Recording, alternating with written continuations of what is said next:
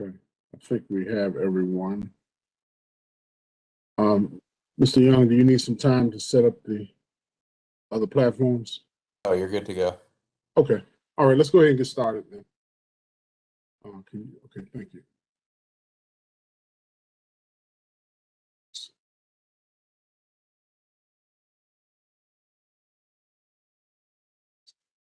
Okay, good afternoon, ladies and gentlemen. Again, I want to welcome everyone back. Hopefully you all had a tasteful and happy Thanksgiving with your family and friends. Today's date is November the 29th, 2021. We are convening broadcasting this public hearing by video conferencing. My name is Anthony Hood, and I'm joined by Vice Chairman Miller, Commissioners May, Shapiro, and Imamura. We are also joined by the Office of Zoning staff, Ms. Sharon Shellen, our Secretary, Mr. Paul Young, who will be handling all of our virtual operations, and Mr. Jacob Ridding, who's with our Office of Zoning Legal Division. I will ask all others to introduce themselves at the appropriate time. The virtual public hearing notice is available on the Office of Zoning's website. This proceeding is being recorded by a court reporter, and the platforms used are Webcast Live, WebEx, or YouTube Live. The video will be available on the Office of Zoning's website after the hearing. All persons planning to testify should have signed up in advance and will be called by name at the appropriate time. At the time of sign up, all participants will complete the oath or affirmation required by Subtitle Z 408.7. Accordingly, all those listening on WebEx or by phone will be muted during the hearing, and only those who have signed up to participate or testify will be unmuted at the appropriate time. When called, please state your name and home address before providing your testimony. When you are finished speaking, please mute your audio. If you experience difficulty accessing WebEx or with your telephone call-in or have not signed up, then please call our OZ hotline number at 202-727-5471. If you wish to file written testimony or additional supporting documents during the hearing, then please be prepared to describe and discuss it at the time of your testimony. This hearing will be conducted in accordance with provisions of 11Z DCMR Chapter 4 as follows. Preliminary matters, applicant's case. The applicant has asked, I believe, up to 30 or 45 minutes. I think we can do it in 20 or less.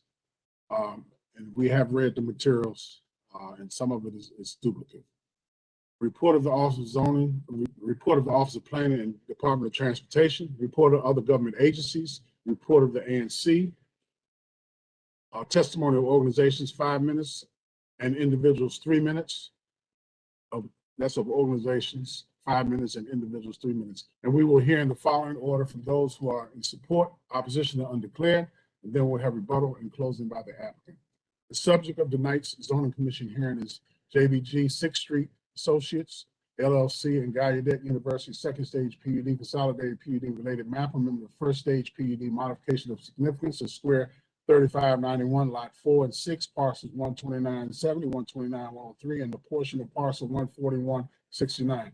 Tonight, we're having Part 3, a second stage PUD for Parcel 3. And that's tonight, and that's on the Commission case number 15-24B. I know I read a lot, but all of it's kind of running together, and all of it's not tonight. The last part I know is tonight, a second stage PUD for Parcel 3. And if I had that incorrect, I'm sure legal counsel will correct it. So, Ms. Shellen, do we have any preliminary matters? Yes, sir. A couple things. First, there is one request for party status and support at Exhibit 38 from NL 1271 5th Street LLC, aka Edens. They are being represented by Meredith Moldenhauer.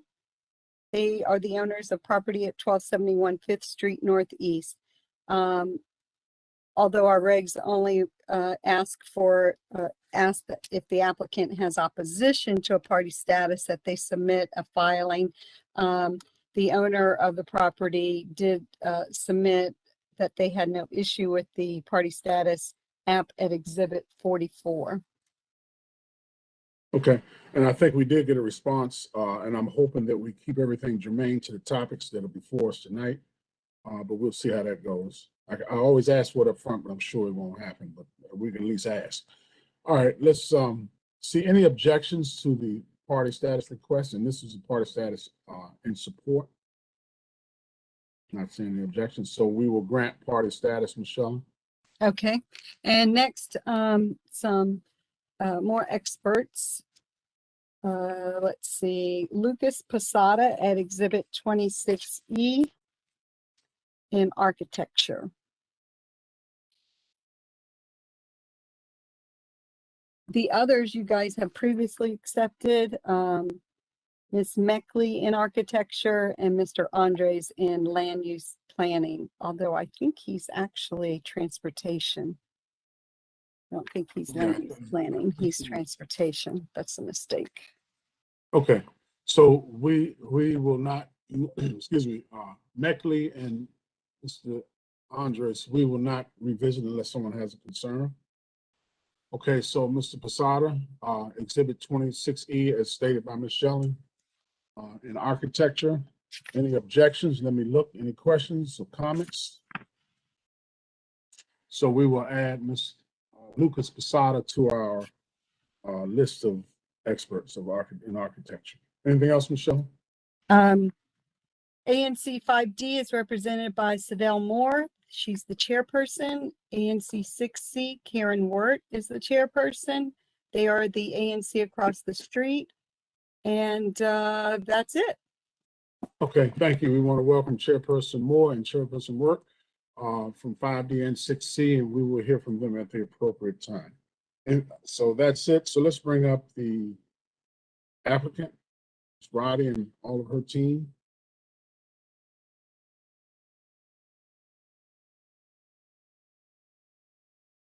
And without further ado, Ms. Roddy, when everybody gets settled, again, I'm sure you've heard the opening statement about the 45 minutes that was asked for. I think we can do it in a much shorter time than that, shorter time. So without further ado, I'll turn it over to you, Ms. Roddy. All right, I appreciate it. Thank you. We do have a slide deck, so if we could pull that up, that would be helpful. And so while that's happening, I'll just jump into the intro. So as you mentioned, Christine Roddy, Land Use Counsel with Goulston Stores, and we are very happy to be here tonight with the third and last of the hearings for this application. As you noted, we have had the hearings for the modification of significance for parcels 1, 2, and 3, as well as the second stage application for parcel 2. So tonight it is the second stage application for parcel 3.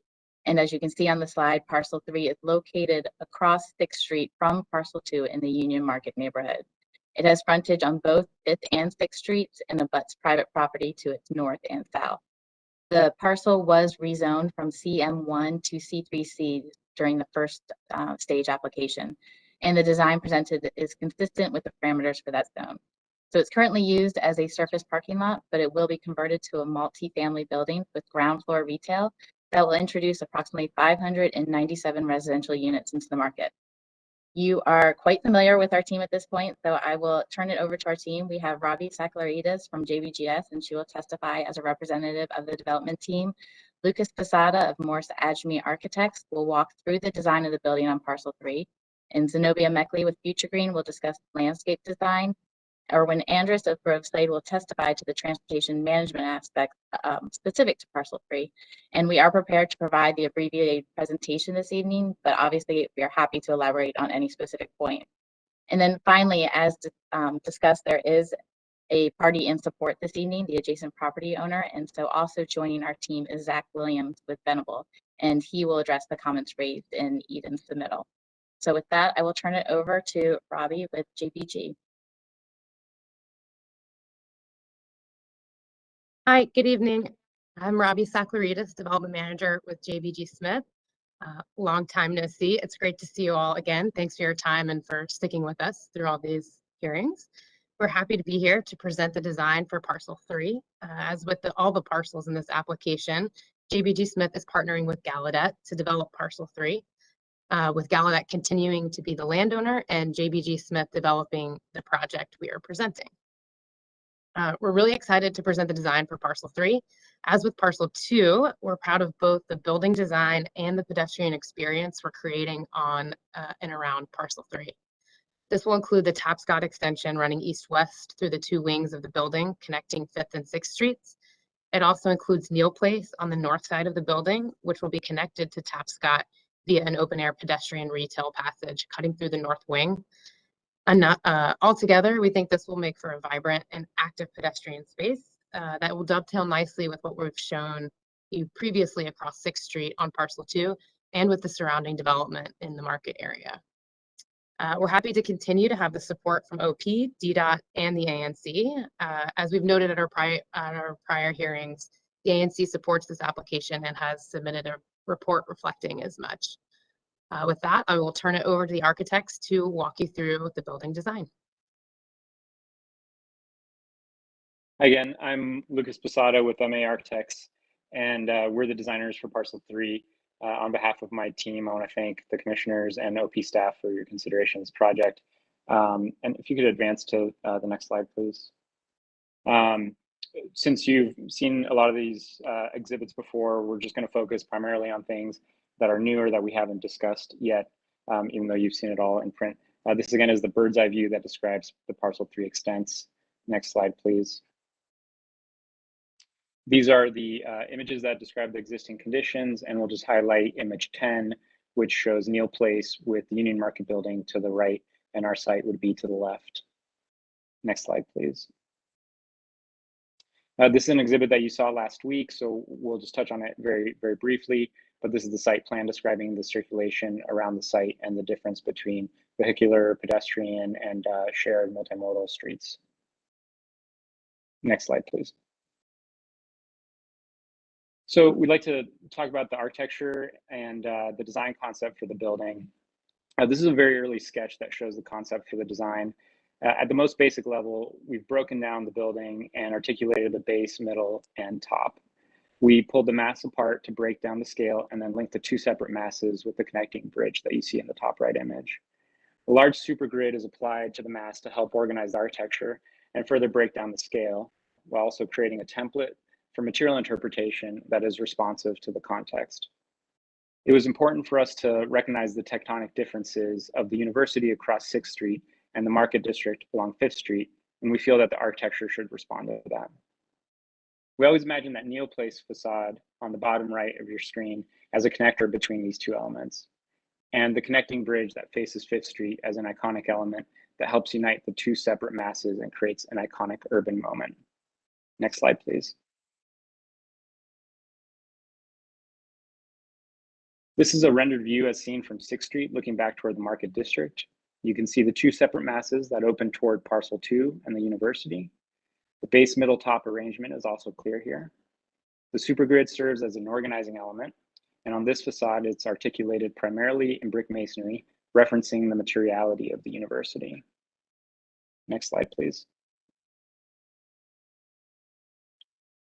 This is a view from 5th Street looking back toward the connecting bridge, which serves as a threshold into Tapscott Street. The grid is now articulated mostly in metal with brick accents, a reference to the utilitarian nature of the market district. On the bottom left of the image is a recessed arcade, which opens the ground floor to the Union Market building. Next slide, please. This is a view of that upper corner showing the depth of the facade and the various layers of detail. The bullnose details around the windows reference the masonry ribbing found on Gallaudet's campus on buildings like Chapel Hall and College Hall. The supergrid is broken down by secondary and tertiary elements that establish an organizing rhythm at various scales. The frames are articulated differently on the various facades to help reinforce the concept while creating a cohesive design across the large building. Next slide, please. This slide shows that material concept in greater detail, moving from a primarily brick facade with metal accents on the 6th Street side towards a primarily metal facade with brick accents on the 5th Street side. The Neal Place facade weaves these two ideas together in a combination of brick and metal. Next slide, please. Now we'll focus on a few views highlighting the pedestrian experience. This is in the middle of Tapscott Street looking toward 5th Street or the Market District. The connecting bridge draws you in through Tapscott. The Juliet balconies that line both facades that face the street help to activate the upper floors and create an indoor-outdoor environment for residents. This will be a shared one-way car, bike, pedestrian street, but the materiality and the streetscape design will help create a vibrant pedestrian experience and retail environment. Next slide, please. This image gives you a good sense of that pedestrian environment, carefully detailed with paving patterns, landscaped areas, and dedicated pull-off areas to sit and talk. The two-story base establishes a human scale at the pedestrian realm. The arches loosely reference the forms found at buildings like Chapel Hall on Gallaudet's campus, while the simplicity of the articulation recalls the concrete bays of the Market District. Planted canopies create a visual separation between the ground floor retail and the second floor residences with arched windows. The passage connection between Tapscott Street and Neal Place can be seen here at the left of the image. The retail will wrap in and through that connection. Next slide, please. This is a view at 5th Street, almost under the bridge and looking north toward the Union Market building. The base steps back to create a covered outdoor space, publicly accessible and activated by retail uses. This is a typology typical of the Market District, where the covered loading and service areas have been converted to restaurants, like at St. Anselm. The setback opens up the ground floor toward the Union Market building, helping activate Neal Place. You can also see the shape and the depth of the precast concrete arches. The first and second floor are set back 3 feet, creating a more generous pedestrian environment. The bridge portal into Tapscott Street is double height, which aligns with the start of the brick supergrid. This double height dimension is large enough to be open and inviting, but intimate enough to feel like an intentional gesture and true threshold. Next slide, please. Now, at the top of the building, the penthouse and mechanical levels are set back as required by the zoning code, but the architecture also evolves, becoming lighter and simpler in articulation. This differentiates the design of the penthouse from the rest of the building. The portion of the penthouse in the foreground is dedicated to residential units, and you can see the dividers between the private terraces. In the background is an amenity terrace that will be accessible by all building residents. Next slide, please. And this is a detail of that private residential terrace at the penthouse and the mechanical screen above. The materials will be primarily dark metal and glass. We're not trying to hide the penthouse, but simply differentiate it from the architecture below. Next slide, please. So now we'll describe the plans with primary focus on the ground floor and the circulation around the site. This again is the site plan, and we've zoomed in to describe access into the building. And to orient you, north is still to the right, as we've shown in the master plan. On this plan, we're showing the 5,000 square feet of makerspace that will be dedicated on parcel 3. The final location may shift depending on the needs of the tenant. There are 2 access points to the below grade garage, one along 5th Street, which is on our parcel, and one on 6th Street, which is actually on the neighboring parcel, but will allow cars into the garage via knockout panels and coordinated access. The loading and service bay is accessed off Morse Street to the left of your image with the arrow and the letter L. So this is accessed through our neighboring parcel, and it provides retail loading, service access, trash collection, and resident move-ins and move-outs. And then to the right of the image, the ground floor passage that links Tapscott Street and Neal Place serves as an architectural and retail feature for the project. Next slide, please. So now in the interest of time, we'll quickly run through the floor plans of the building, and we're happy to revisit any of these sheets if you have any questions. And to help orient you, we've actually rotated the plans 90 degrees counterclockwise, so now north is up. There are 2 levels of parking, one dedicated to residents and one for public and retail uses. Bike parking, tenant storage, and utility spaces will also be located on the garage levels. And the arrows indicate the access points into the garage from 5th Street and 6th Street on the street above. Next slide, please. So this is the ground floor plan, and again, now all the plans are north facing up. This is primarily dedicated to active retail uses as well as the main residential lobby. The arcade and pedestrian passage can be seen on the north bar, and you can see that the passage is on access with the main residential entrance. We worked really hard to design a ground floor that could be very active and inviting and oriented towards the pedestrian. And we even set back the ground floor 3 feet, as you can see by the dashed line of the 3rd floor above. So to that end, all the loading and services occur in that shared loading area, which is accessed through the shared alley to the south or to the bottom of the image. And this really helps keep that ground floor active and pedestrian oriented. Next slide, please. This is the second floor, which is really the only level that's split between the north and the south bars. Next slide, please. The third floor, you can see that the connecting bridge now unites both the north and the south element. That's on the left of the image. And you can see that the bridge opens up towards Tapscott Street. We'll also highlight that the Juliet balconies that line Tapscott Street, and also the balconies and private terraces in the courtyard. Next slide, please. This is level 4 through 11, very similar. Next slide. And this is the penthouse, which, as you can see, is set back from the property line as is required by the zoning code. And the north bar is dedicated to residential units, and the south bar has indoor and outdoor amenity space for all the building residents. Next slide, please. This is the roof plan showing the location of the elevator and stair overruns, as well as the location of solar panels and green roofs. The solar panels will be vertically mounted on the mechanical screen. So you can see there's a dash line that indicates where those occur, but there's also a diagram in the top right of this image that shows the location of those solar panels. Next slide, please. So we just like to touch on the IZ distribution for the building. You can see the IZ units, which are located in red, as well as the exact square footage dedications. We'd like to know that of the nearly 600 total residential units, about 25% of those have access to some sort of dedicated open space, such as a private terrace or balcony, which is quite good for a building of this size. And the IZ distribution takes that into account. So that same 25% will have access to some sort of dedicated open space, such as a private terrace or balcony.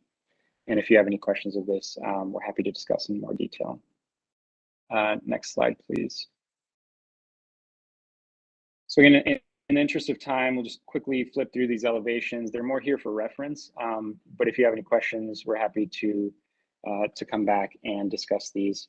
This is the 6th Street facade, so parcel 2 would be behind you. Next slide.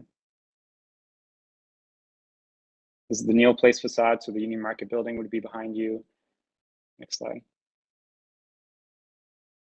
This is 5th Street, showing the connecting bridge and the entrance to the parking at the bottom right, and the Union Market, existing Union Market building to the left of the image. Next slide, please.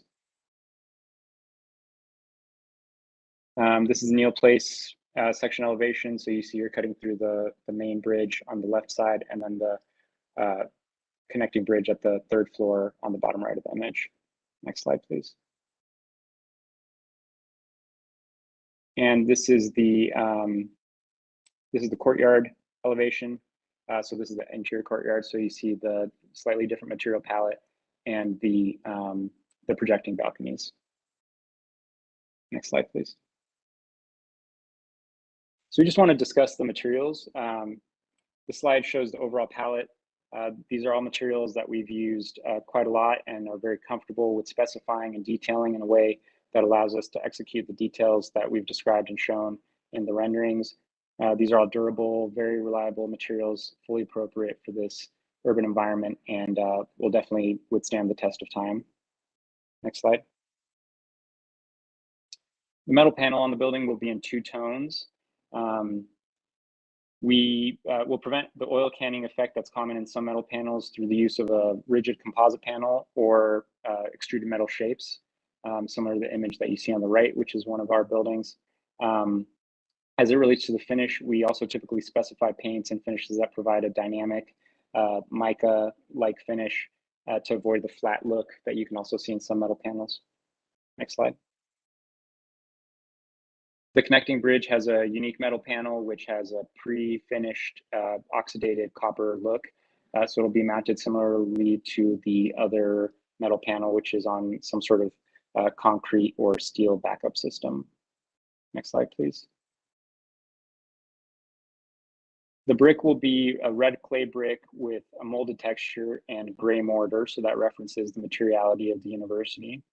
We'll use 1 common modular brick and 2 custom shapes, a rounded bullnose and a long format Roman.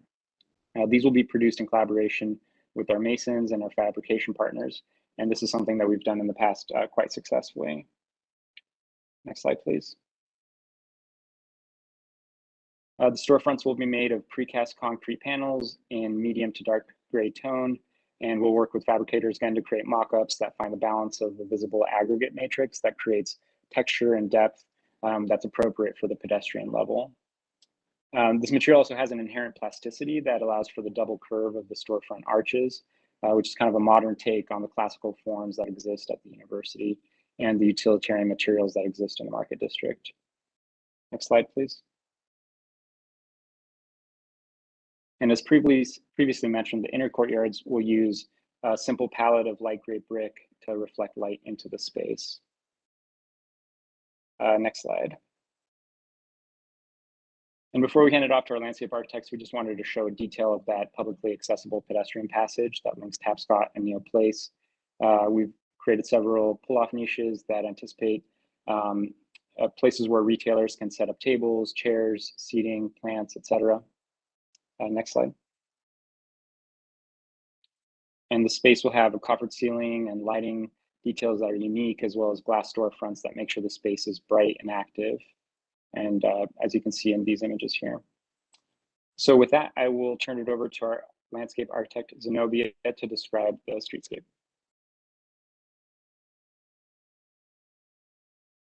Hello, great to see everyone again, and thank you for your consideration. For the record, my name is Zenobia Meckley, and I'm a landscape architect. Oh, sorry, next slide, please. I'm a landscape architect with Future Green Studio. I'll be walking you through the streetscape and open space design at Parcel 3 this evening. Here we have the overall plan just as a refresher and for context with north at page right. We're looking at Parcel 3 and its landscape in relation to Parcel 2 and the university at the bottom of the page, and Union Market building at page right, and neighborhood to the top. The presentation this evening will focus on 5th Street, 6th Street, Neil Place, and Tapscott Street, where it bisects the Parcel 3 building. Next slide. The streetscape at 5th is designed to be an inviting threshold to the Union Market neighborhood to the west. It will be curbless and includes contrast paving at the flexible zone to indicate the transition from pedestrian to vehicular. Next slide. You can see that flush condition a bit more clearly here in this section. The primary material at the sidewalk and at the street, in keeping with the character of the neighborhood, is cast in place concrete. Contrast paving is also included at the door swing zone, that 3-foot setback that Lucas pointed out, to provide visual cues for changes in circulation. Next slide. As noted in our previous testimony, planting throughout the project is designed to bring beauty to the public realm, but also as a performative feature, providing food for birds and pollinating insects, absorbing stormwater, and resisting drought and other harsh urban conditions. Each palette is distinct to the specific space it helps to define. So here at 5th Street, the palette is comprised of sun-loving species in a range of yellows. Next slide. So I'll go over these briefly as we've looked at them before, but as noted during the last week's testimony, 6th Street will be a vibrant, activated corridor with furniture and decking incorporated into the flexible zone and retail programming at the ground floor of the building. The raised crossing highlighted previously plugs directly into the 2 main open spaces at Parcel 3, that's Tapscott Street and Neil Place, and I'll talk a bit more about those in the following slides. Next slide. And just briefly, I'll note here that 6th Street is designed in accordance with the Union Market Streetscape Design Guidelines. It addresses desk space design guidelines as well through contrast paving and planting strategies.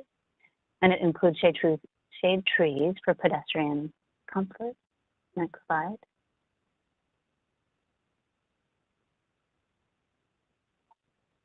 The trees along 6th Street were selected from species in the Union Market Streetscape Design Guidelines, and their qualities reflect the character of the neighborhood. The understory palette is comprised of drought-tolerant shrubs and perennials in a range of purple hues. Next slide. Neal Place, which we're looking at the Neal Place Plaza here, is a pedestrian-only plaza designed to accommodate the existing program at the neighboring Union Market building, as well as the expanded program that will be introduced in the form of ground floor retail at Parcel 3. This was designed in collaboration with the adjacent property owner over a series of workshops and meetings beginning in 2020. Next slide. The design maintains the flexibility to accommodate the broad array of events that currently take place in a typical year, while creating a human scale, comfortable and functioning space for day-to-day activities. Next slide. The proposal includes lush planting areas, generous pedestrian paths adjacent to each building, and a clearly marked program zone for day-to-day dining and rotating events. Next slide. The plaza is flanked by a large feature tree on the 5th Street side and a box to the east that frame a large central open space. Here you see a series of options for each of those trees. These proposed trees focus on increasing the biodiversity of the neighborhood's urban forest, while also providing habitat and food to beneficial insects. Next slide. Perennial and shrub selections are shade tolerant to work in this particular microclimate, and the palette blends the color ranges of the 5th and 6th Street palette. Next slide. So the Tapscott Street extension is a curbless shared street with a distinctive tapestry-like paving pattern in the pedestrian zone. There are several physical and visual cues incorporated into the design to enhance pedestrian safety, including the incorporation of bollards along the street edge and contrast paving at the drive lane. The flexible zone includes carve-outs for use by retail tenants, as well as U-shaped public seating to create conversation eddies. Next slide. It also incorporates standing height pedestals for freeing up hands for signed conversations. As it is throughout the project, the ground plane here is divided into clear zones marked by changes in paving color and patterns. You can see sort of a clear walkway with a contrast band of paving that leads you into the flexible zone. And again, contrast paving at the door swing zone adjacent to the building. Next slide.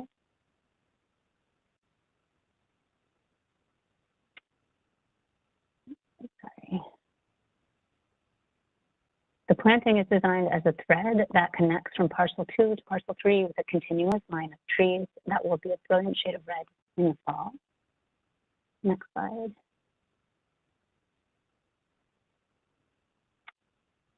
So just briefly, as a slide that we're familiar with, the palette of Parcel 3 is consistent with that of Parcel 2, and as noted last week, employs a range of neutral tones to stitch the site together across 6. Again, tactile paving is incorporated to signal crossings, and softer wood decking is incorporated to signal areas of rest and occupation. Next slide. The Penthouse Terrace, as Lucas noted, includes a landscape bridge connection, a series of private terraces, and an amenity terrace that is available to all residents. Next slide. The amenity terrace includes generous areas of intensive green roofs to create an immersive experience, as well as absorb stormwater. Programming includes a pool, areas for grilling and outdoor dining, and a dedicated dog run. Next slide.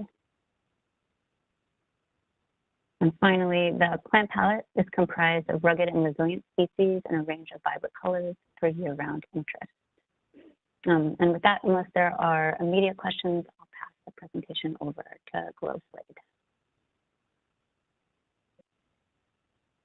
Good evening, Commissioner Hood, members of the Commission. For the record, Erwin Andrus with Grove Slade Associates. I'm Principal Vice President of our DC office. Next slide, please. In the interest of time, I'm going to move through these first 2 slides. Site location, everybody knows where the site is. Next slide, please. Mr. Posada had articulated relatively thoroughly the proposed access for the site. Next slide, please. Relative to parking and loading, as part of Parcel 3, we are providing 306 spaces. 403 were previously approved in the stage 1 PUD. What's also important to note is 156 of those spaces, of those 306 spaces, are part of the TIF associated with the overall area. Relative to bike parking, we are providing 129 bike parking spaces with electrical outlets and a repair station. We are also meeting the short-term bike parking requirement.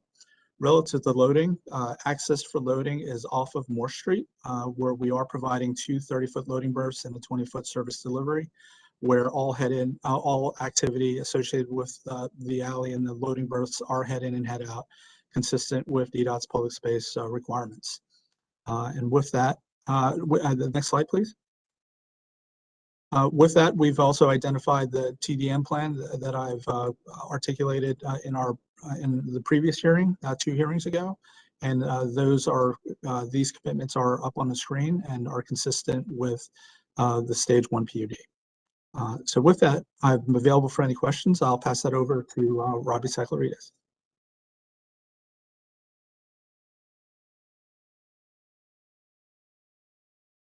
Thanks, Erwin. As has been discussed already, the neighboring property owner, Edens, is participating in the hearing tonight and has raised some concerns about the alley located on the private property adjacent to Parcel 3 that is owned by a different developer. As we stated in our written response, Edens' concern about the access to the private alley relate to land that neither Gallaudet nor JBG Smith controls, and therefore we don't believe those issues should have any direct bearing on this PUD application. Further, those issues are already being addressed separately in an appeal before the BZA.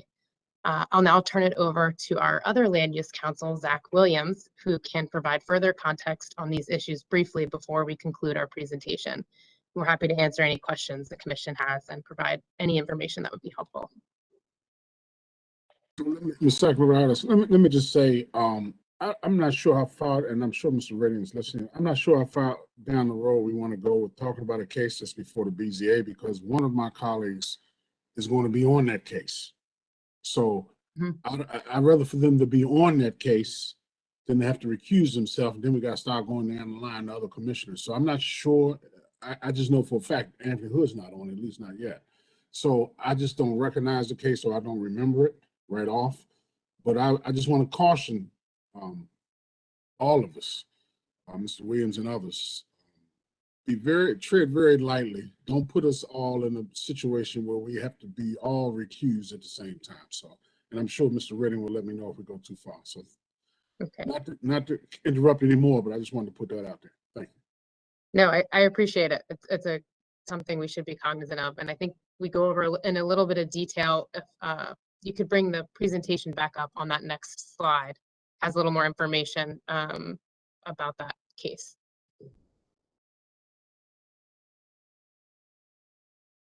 The next slide, sorry.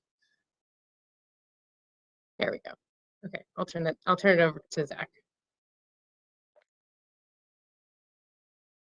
Great, thank you. Good afternoon, members of the commission. My name is Zach Williams with Venable, and I'm assisting the applicant with issues related to the private alley and shared access to the private alley. There are essentially 4 main points I'd like to go over, and I don't plan to get into the appeal. And so stop me if I go too far, but I'm planning to avoid any of the legal issues involved there. With respect to this PUD, the applicant requested flexibility to modify its first stage PUD plans to accommodate a private alley system, pending an agreement with adjacent property owners. The current plans in the second stage PUD that you saw today reflect the private alley contemplated in that first stage PUD. The applicant is upholding all of its commitments and complying with all the conditions as part of that first stage PUD. And finally, access to the private alley is provided through a separate adjacent property not owned by the applicant. Next slide, please. Here you can see how the plans originally evolved to accommodate the private alley on site. The original plans that were first filed as part of the first stage PUD did not include the alley.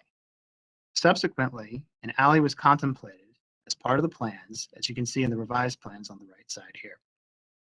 You can also see the site owned by Edens and the site owned by Elcor, both adjacent to the applicant's parcel.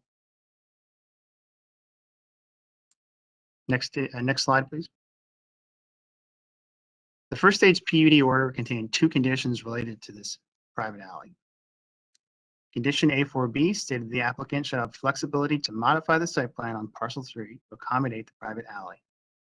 Condition B1 stated that the applicant commits the best faith efforts to implement the site design by reaching out and working with neighboring landowners to create a shared private alley. As part of this PUD, the applicant has fulfilled both of those conditions. Next slide, please. Here are the current proposed plans on the ground floor level. As shown, the shared private alley has been incorporated officially into the plans. The applicant slightly adjusted the location of the alley to line up with the alley on the adjacent Elcor site, which, as you know, has recently been completed, the Elcor project.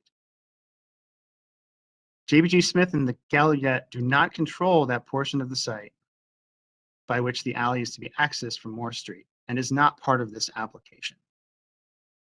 To the extent that Edens has an issue or has questions about access, we respectfully suggest that those concerns should be addressed to Elcor and not raised as part of this application.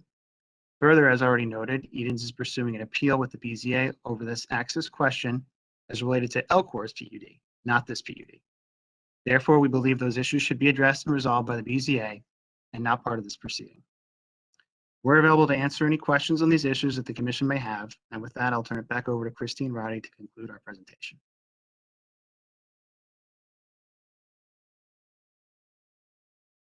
Thanks. And if you wouldn't mind just progressing the slide, one slide. Thanks. So we appreciate your time and your attention to this application. This is a project that has been a long time in the making, and we're really excited to be here and take it one step closer to fruition. So as you know, these sites don't allow residential use per their underlying zoning, yet through the PUD process and the PUD related map amendment, the buildings on parcels 2 and 3 will deliver nearly 850 units, about 90 of which will be IZ units. An immense amount of time and effort has gone into these projects, and I think you've seen that tonight through the attention to the detail in the building designs, the landscaping features, and the thought that was put toward the pedestrian experience. And all of this is a great improvement upon the existing conditions. So again, we appreciate your time, your attention, and we're happy to answer any questions that you have.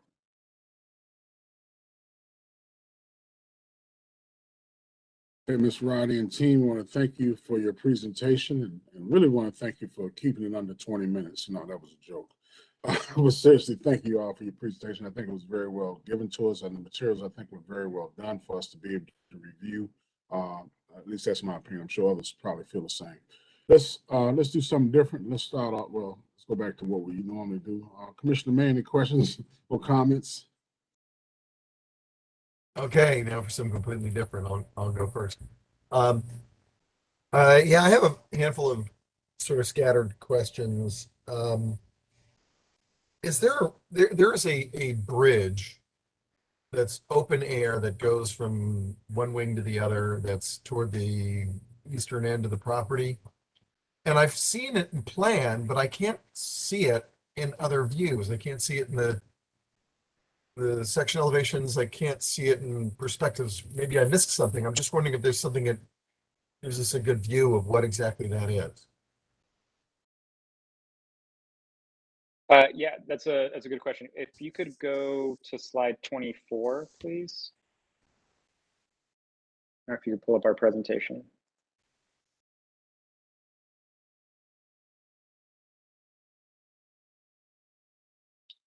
Or the next slide, actually. Yep. No, the previous slide, sorry.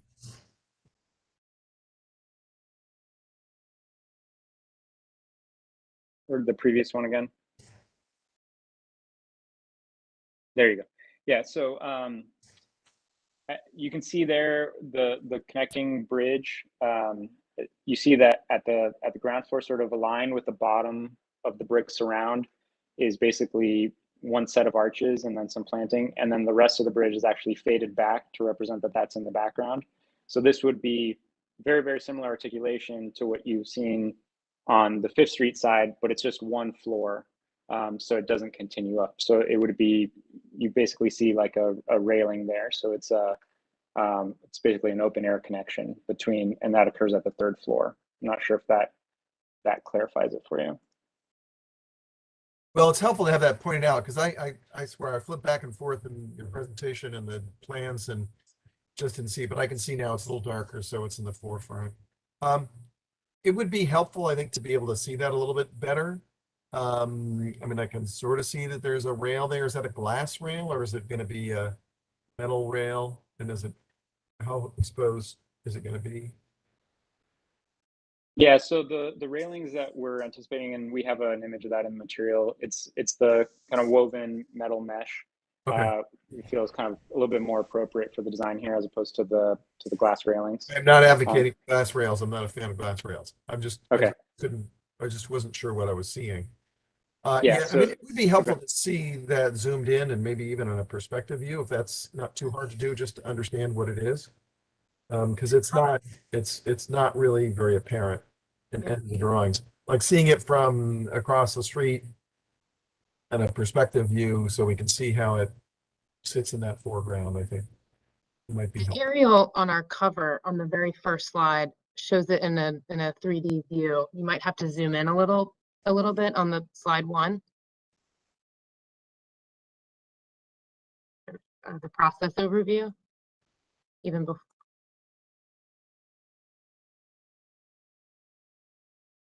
So if you can zoom in there, you could you can see the one-story bridge there.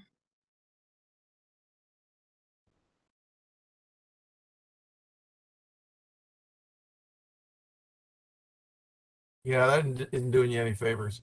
And Yeah. also the very, very last slide. So the very last slide of the presentation shows it pretty well too. So it's sort of intended to bookend your experience and frame your experience on Tapscott Yeah, at the and that's pedestrian level. why I want to see it. Gotcha. Yeah, I mean, like I said, neither of those views is really that great, and because these are the views where it is seen in perspective, they are these aerial shots, you know, which is not how anybody will see it ever. So Right. it would be nice to see it, to understand it, understand what that feature really is. There's reference to flexibilities having to do with mezzanines. Where is that intended to be? I believe that's parcel 2. Oh, it's only parcel 2? All right, Yes. sorry, I got confused about that. And the penthouse setback issue went away because your planners are set back appropriately. I see that in the revised section drawing. And then I appreciate seeing in the plans, it wasn't in the presentation, but in the plans, there was something about how you intend to do the maintenance on those various planting areas that are, because it's pretty prominent that you're showing a lot of things growing along the edges of the top of the building, then the top of the penthouse, and then also on the connector section. There are those things. So understanding what your approach is and what your experience is and maintaining something like that, I think, is very useful. Let's see. The on the issue that was raised by the adjoining property owned by Edens, I mean, we'll hear from them to understand exactly why they think this is not what they'd like to see. But just to be clear, I mean, you are also relying on this this private alley system to provide access to your loading spaces, right? Okay, I did not hear anything. Yes. Yeah. Right. And it's a pretty substantial alley coming of the north-south alley section is 20 plus feet, right? Yes, I believe it's 25. Is that right? Lucas, do you know the exact dimension? If you just give me a second, I'll find the Yeah. dimensions of that. I mean, anything over 20 feet is, I think, pretty substantial, though. I don't know what kind of vehicle maneuvers might be needed for the Eden's property. There is reference, of course, to the electric vehicle charging. I think this came up the other day. I assume that you also look at having bike charging capability with your hundred. Yes, we actually added that in there for tonight's presentation for you ahead of time. Thank you. Thank you. I missed that. I'm sorry I missed that. And there is reference to in the chart that showed the distribution of the inclusionary zoning units. I see I appreciate having the chart and seeing the proportions of the different types of units. But there are 1-bedroom units and then there are 2+ bedroom units. What does that mean or incorporate? It's 2 bedrooms and then some that are 3 bedrooms, or is it 2 plus den? I mean, what is that column supposed to indicate? Or is that just a mistake? Sure. So we provided that as an opportunity to investigate the possibility of providing 3 bedrooms, but there currently are no 3 bedrooms planned at the time. It could also include a 2-bedroom plus den. Okay, so it's at least 2 bedroom, could include 2 plus den or 3 bedrooms. Correct. And you're requesting flexibility to do that. And I know the Office of Planning was recommending that that even that flexibility, there not be a reduction in the number of units or the amount of space, right? So my understanding is that the Office of Planning was recommending that there be a commitment to not only the minimum square footage set aside for IZ, but also a minimum number of IZ units, as well as a specified mix of units. Okay. And that not change. And so we have not incorporated that into the IZ proffer. We are proffering with the IZ the minimum of the greater of 11.2% or the 77,098 square feet between parcels 2 and 3. OP had indicated that they wanted that to be split between the 2 parcels, so it's clear how much each parcel is providing, and we can do that. And we are providing a commitment to at least 2 3-bedroom units on parcel 2. But given that these are conceptual floor plans and we don't expect things to change, but they are conceptual, so things could move around, we are seeking the same flexibility with respect to the IZ unit that we're seeking for the market rate unit. I would also just say that the IZ will obviously comply with the proportionality requirements that are in the IZ program. So we would have the same mix of units as was reflected in market.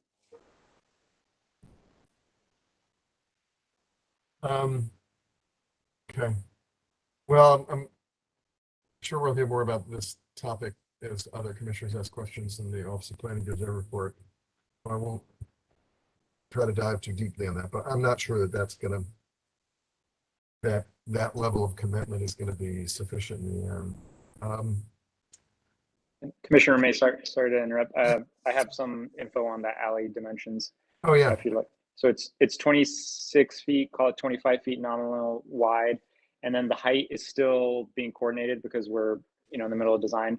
But our basis of design is that we want it to be tall enough for a garbage truck to be able to get back there. So it'll be an appropriate height there to provide those clearances, which the clearances are usually to the underside of structure, but then it goes up from there. So that's kind of what we're using as a basis of design. Okay. All right. Thank you. I don't think I have any other questions, Mr. Chairman. Okay, thank you, Commissioner May. Commissioner Shapiro? Thank you, Mr. Chair. Can you hear me okay? I switched microphones again. Yes? Might want to move just a little closer. Well, they can probably hear you. I'm over 50, so. How's that? That sounds good. Thank you. Thank you. So as is often the case, Commissioner May picked up a few of these issues. Just some positive things I want to say. I love the recessed arcade. I think that's a wonderful feature. And thank you for the vertical solar panels and the healthy distribution of the IZ units. And I had the same question around what the unit type was with the IZ units, and I'm sure that'll come up as well with other commissioners and with OP. I had a couple questions on the design. One is I wasn't clear about when you were choosing and when and why you were choosing to have that sort of thin brick detail in the windows. Just help me to understand, maybe, or you or my architect colleagues could help me to understand why you picked that on some facades and not others. Yeah, I can answer that question. So that that bullnose, it's like the bullnose shape design. That's actually, and I don't know if you want to pull up the presentation. I can reference a slide, but it's actually the same detail at each facade. It's just that the materiality changes. So it actually picks up on a very traditional kind of neo-Gothic, neoclassical detail from the university, which is more of the stone ribbing detail, but we take that and kind of reinterpret it in brick, reinterpret it in metal. So the profile is actually exactly the same. We're just doing it in a slightly different material based on which facade we're doing it. So it goes from brick then to metal. Okay. So it's kind of a play on that. Yeah, I mean, in my sort of lay view, it looked like it was there and then it looked like it just disappeared on some of the facades. And that just may not be, I just didn't zoom in enough. Yeah, and slide 8 of our presentation has that in more detail if we need further clarification. Okay, all right, I'll look into that. So the other question I had is that the passageway from the existing Union Market is at 10 feet, and then it opens up into a big courtyard, a much wider courtyard. Why 10 feet? Why not bigger? How did you come to that number? My quick reaction to it is it feels quite small. And I get at some level it's about preserving, real estate that can be income producing. But that feels like a pretty small passageway. Yeah, that's a good question. So we studied a lot of different this different type of typology of passageways that are very common all over Europe. Union Market in its own right is kind of its own system of internal passageways. So it's kind of about finding the balance between the height and the width of it.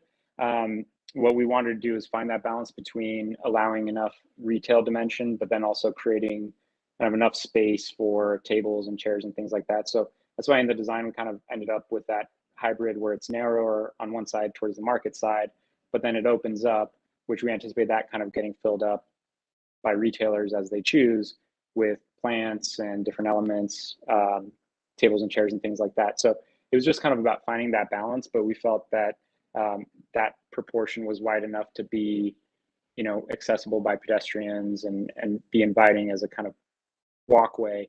But then as it gets bigger, enough space to really have that be kind of a usable, active courtyard type of feel. Yeah, I mean, the bigger makes sense to me. The 10 feet doesn't as much. And so you have active retail. Are there entrances to the retail in the 10 feet section as well? Yeah, I don't know if we can pull that up again. Yeah, Paul, if you could help pull up the slide, it'd be good for me.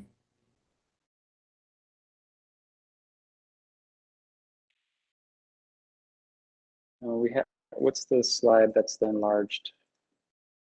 It's right before it would be slide 34 or 35.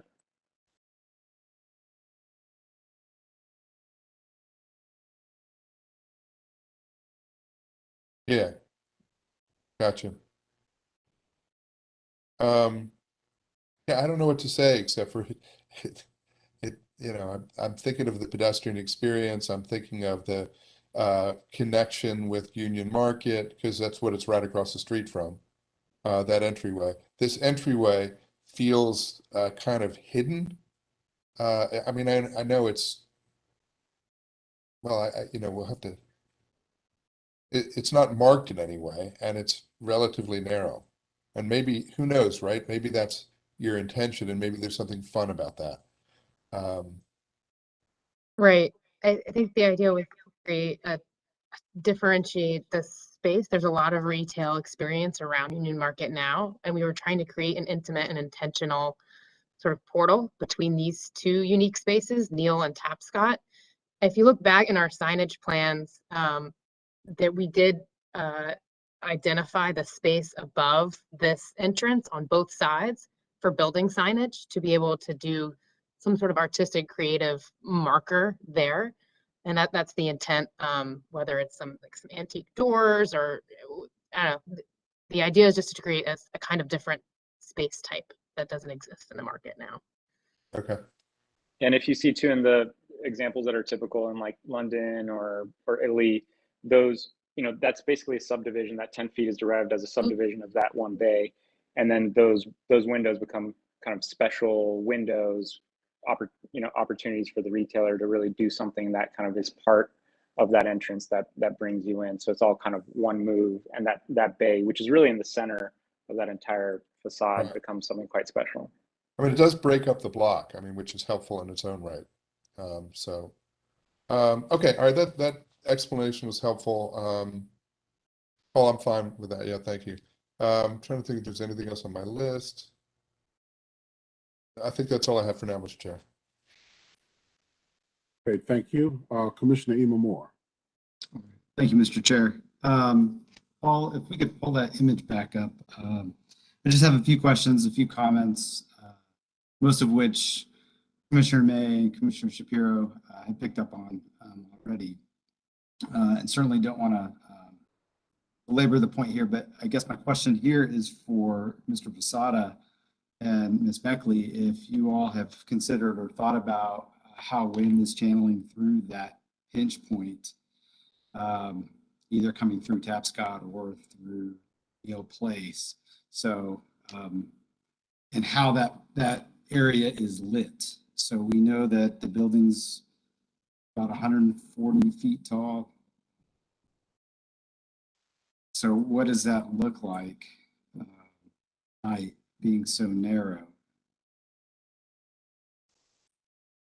Yeah, so is the question specifically about lighting? Lighting and airflow. Okay. Yeah. So from a lighting point of view, our focus is going to be on access points, just generally throughout the site. So there'll be some sort of, we don't have a full lighting design prepared right now, but it'll be focused on these entry points and making sure that access and the entry access points are highlighted. There's also anticipated to be lighting in the ceiling of the space because we want to make sure that it's bright and inviting. And the way that we're designing the retail storefronts along the passage, that there would be light spilling from the retailers themselves onto that space so as to avoid a dark space. So that's kind of the general approach. Slide 11, sorry to interrupt. Slide 11 does a good job. It's included in the rendering. You can see what like some initial thoughts on the lighting there would be. I would say that's very near and dear to our hearts. It's a big part of deaf space design. So it's something we're thinking a lot about to make sure all the spaces are properly lit. Maybe it's the slide before or after. I thought it was slide 11. Where are slides, miss? Before this, the slide just before this. There on the bottom left, you can sort of see how the ceiling has some sort of integrated lighting feature. It's a little difficult to tell, and I think this perspective is to me, it's a little distorted. We know that it's about 55 feet right between each of those masses. I think at least somewhere I saw in plan view, it's a 15-foot road width and about 20 feet of pedestrian on both sides, right? So I don't know. I think it's difficult to see, as I mentioned before, especially along Tapscott here. It's really hard to understand what that lighting is going to be like at night. So just something to think about.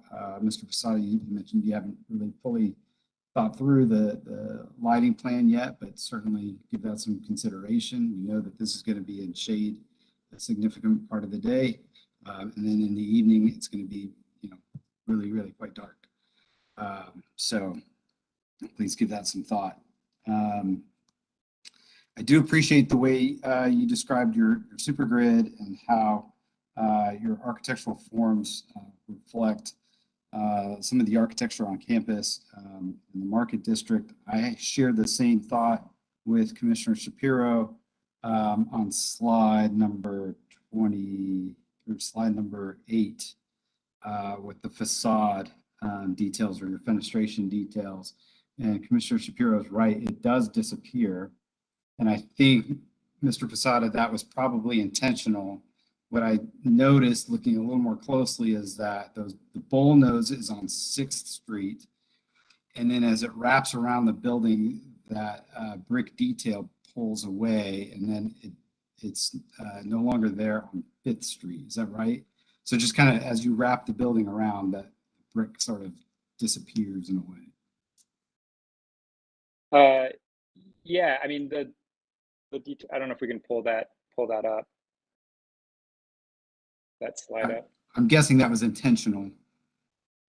Yeah, I mean definitely the actual profile, the dimensions of the profile are actually the same. So Got everything that. would be kind of like the same. But yeah, the material kind of like disappears as you move more towards the market. So that is very intentional, that it sort of evolves and then it becomes much more nuanced. So that's definitely, you picked up on that just right. I wanted to at least make that comment that Commissioner Shapiro had picked up on it. So it does disappear, and that it was intentional. So, all right.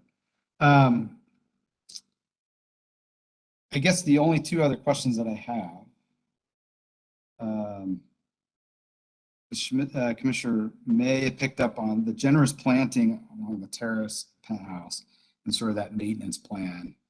So you all have I would imagine, a pretty robust seasonal maintenance plan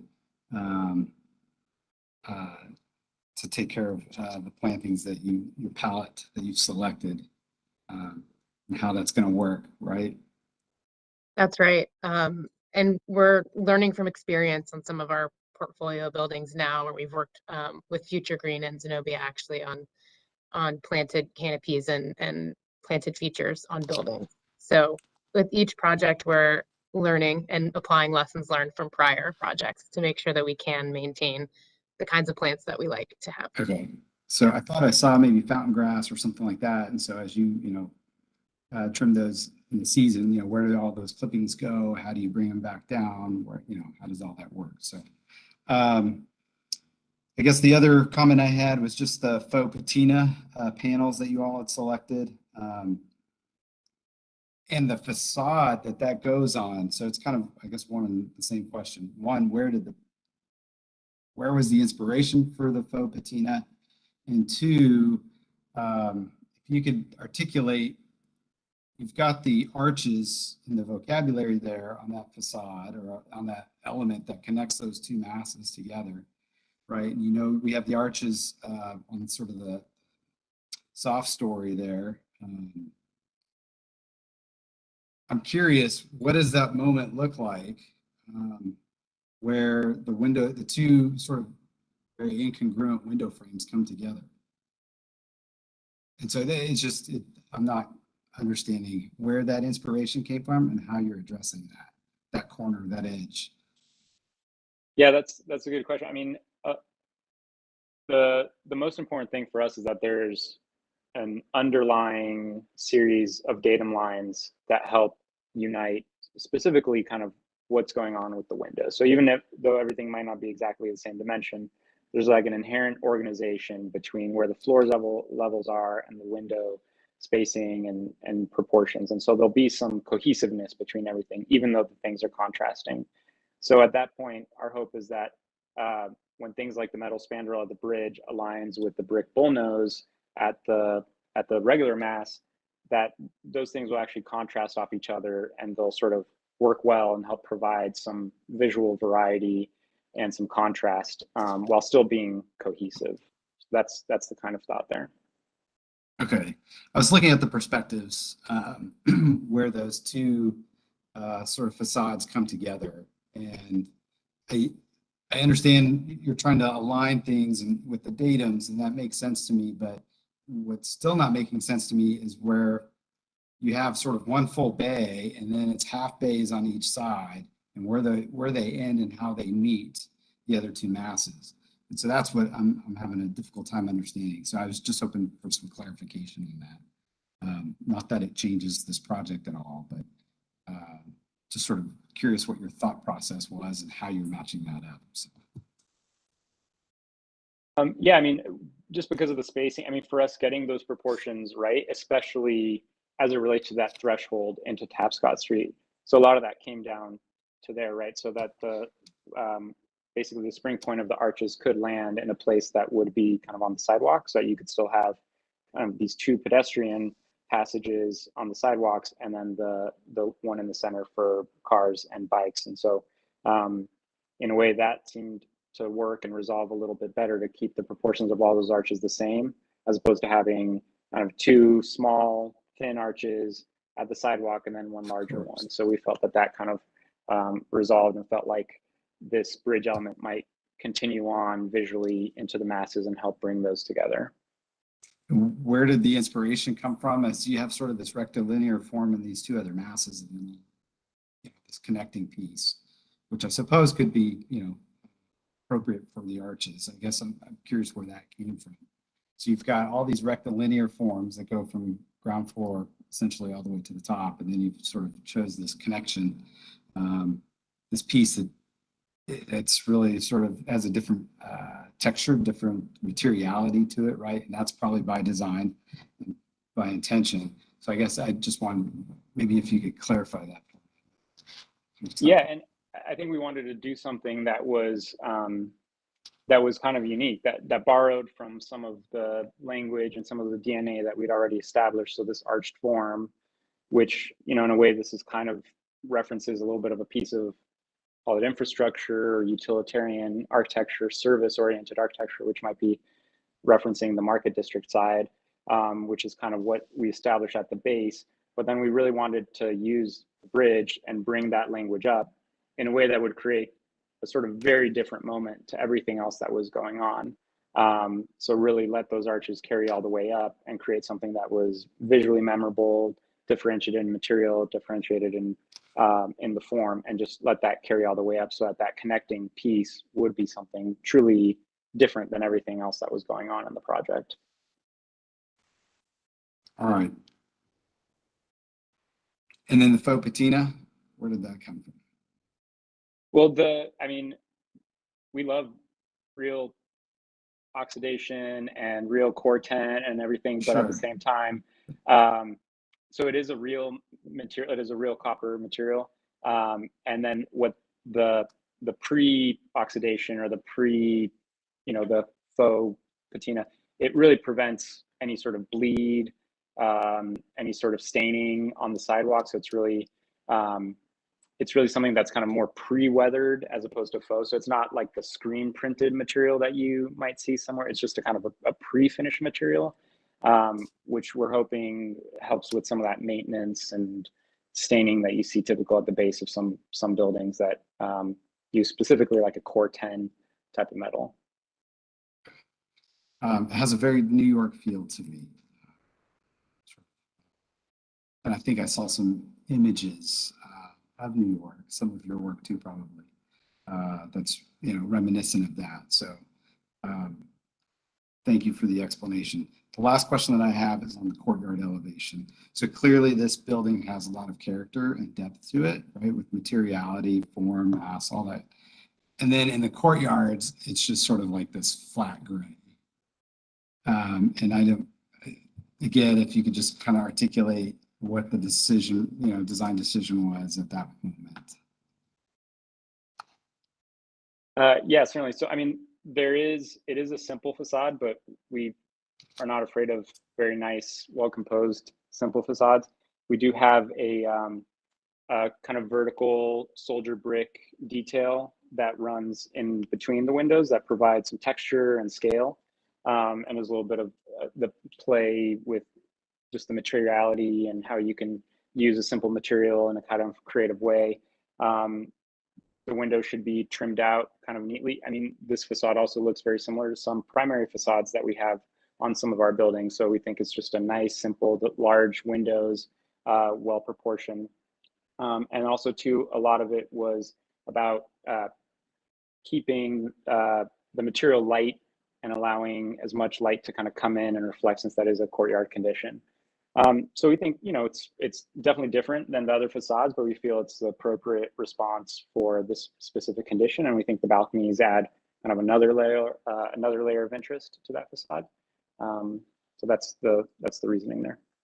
Okay, great. I think that's all that I have. I would just encourage you to think more about the lighting and sort of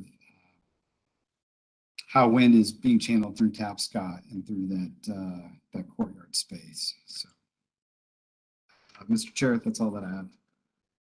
Okay, thank you. Let me just make a quick announcement. We have a procedure and a process and an order in which we go on the zoning commission. So everyone's gonna have a chance to speak. Everyone's gonna have a chance to cross-examine. So just hold tight. It reminds me of when you take your clothes to the cleaners and you want to be starched before they even clean the shirt or wash it. So just hold tight. We have a specific order, and this order was when I got here. So, and it's in the regulations. So just hold tight. Just hold tight. Y'all like that one? Don't nobody use that one again. You starch your shirt before you wash it or clean it. So don't nobody else use that one. All right. All right, Vice Chair Miller.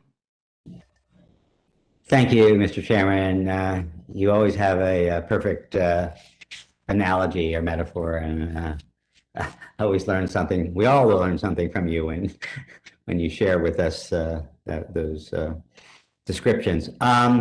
So I just want to thank the applicant again for their presentation on this case, part 3 of this case, and all of your responsiveness thus far to commissioner comments and Office of Planning and DDOT and other agency comments, ANC issues, engagement. And I appreciate my fellow commissioners' dialogue with you, which covered a lot of ground. So I'll try to get to keep this brief so we can get to questions by parties to the applicant. So, I mean, this is a very attractive aspect of this case, the 597 housing units primarily. I mean, that's a lot of housing units.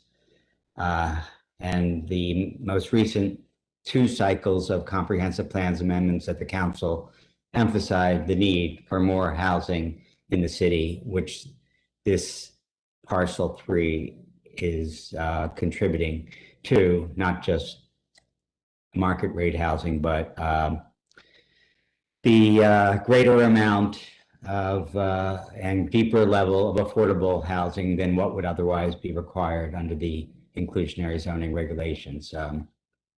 But as I said previously, and as Office of Planning has reiterated, we always would want more. It's a minimum. You're doing more than the minimum, which means you can do more if you choose to do more. I think there's that flexibility to do more. Just try to understand what Commissioner May was asking about your commitment. I understand the 11.2% or the space, the square footage amount, whichever is greater. And I realize you're complying with all the proportionality, whether proportionality in terms of location, size, finishing all that. But are you, what was Office of Planning? They were asking for you to commit to no less than a certain number of 2-bedroom, and I know you're doing 16 2-bedroom, I think it is 16 2-bedroom units in this parcel, although no 3-bedroom units, although you have the flexibility to go to that. And those 2-bedroom units, I think those 16 are 25% of the, correct me if I'm wrong if I say anything wrong about this, I'm just reading from my own notes from your presentation. That those 16 2-bedroom units on this parcel are 25% of the total affordable units, which I guess then are 64 units of the 597. But what was it that, and I realize that you've already said it's 70% of the affordable housing is at the 50% for the entire project is at the 50%, 70% of the affordable housing subsidized at the 50% median family income level, and 30% is at 80% MFI, which was deeper than what was required at the time that this got approved originally. And maybe even be deeper than what's required now. I'm not sure, probably. But what is it that you're not committing to that Office of Planning asked you to commit to? Was it the number of 2-bedroom? So Units, what was it? we had requested flexibility to modify the total number of units within 10%, so plus or minus 10% from that 597 number. And the Office of Planning indicated that they understood that these were conceptual floor plans and that that number could change. And so they were in support of that flexibility with respect to the market rate unit. But they did not want to grant that flexibility for the plus or minus 10% with respect to the IZ units. So and the type of IZ unit. I understand that to mean that they would like to have a minimum commitment for the number of IZ units provided on parcel 3, as well as the mix that is currently being shown. And so we don't expect there to be big changes here, but as the market rate mix changes and the floor plans are refined, we would just like to have that flexibility so that we could provide the same mix of IZ units as are being shown in the market rate unit.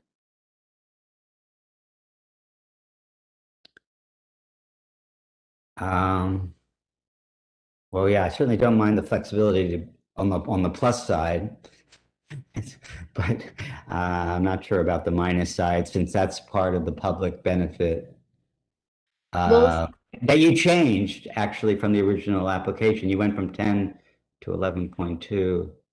Yes. Well, you're doing the overall, so you're doing the overall. And we're still, right, we are still committing to the percentage set aside of the greater of the 11.2 or the 77,000 square feet. And the IZ program has always been based on square footage, and the IZ program itself has a requirement with respect to the proportionality of the unit types. We will be committing to all of those requirements that already exist within the program.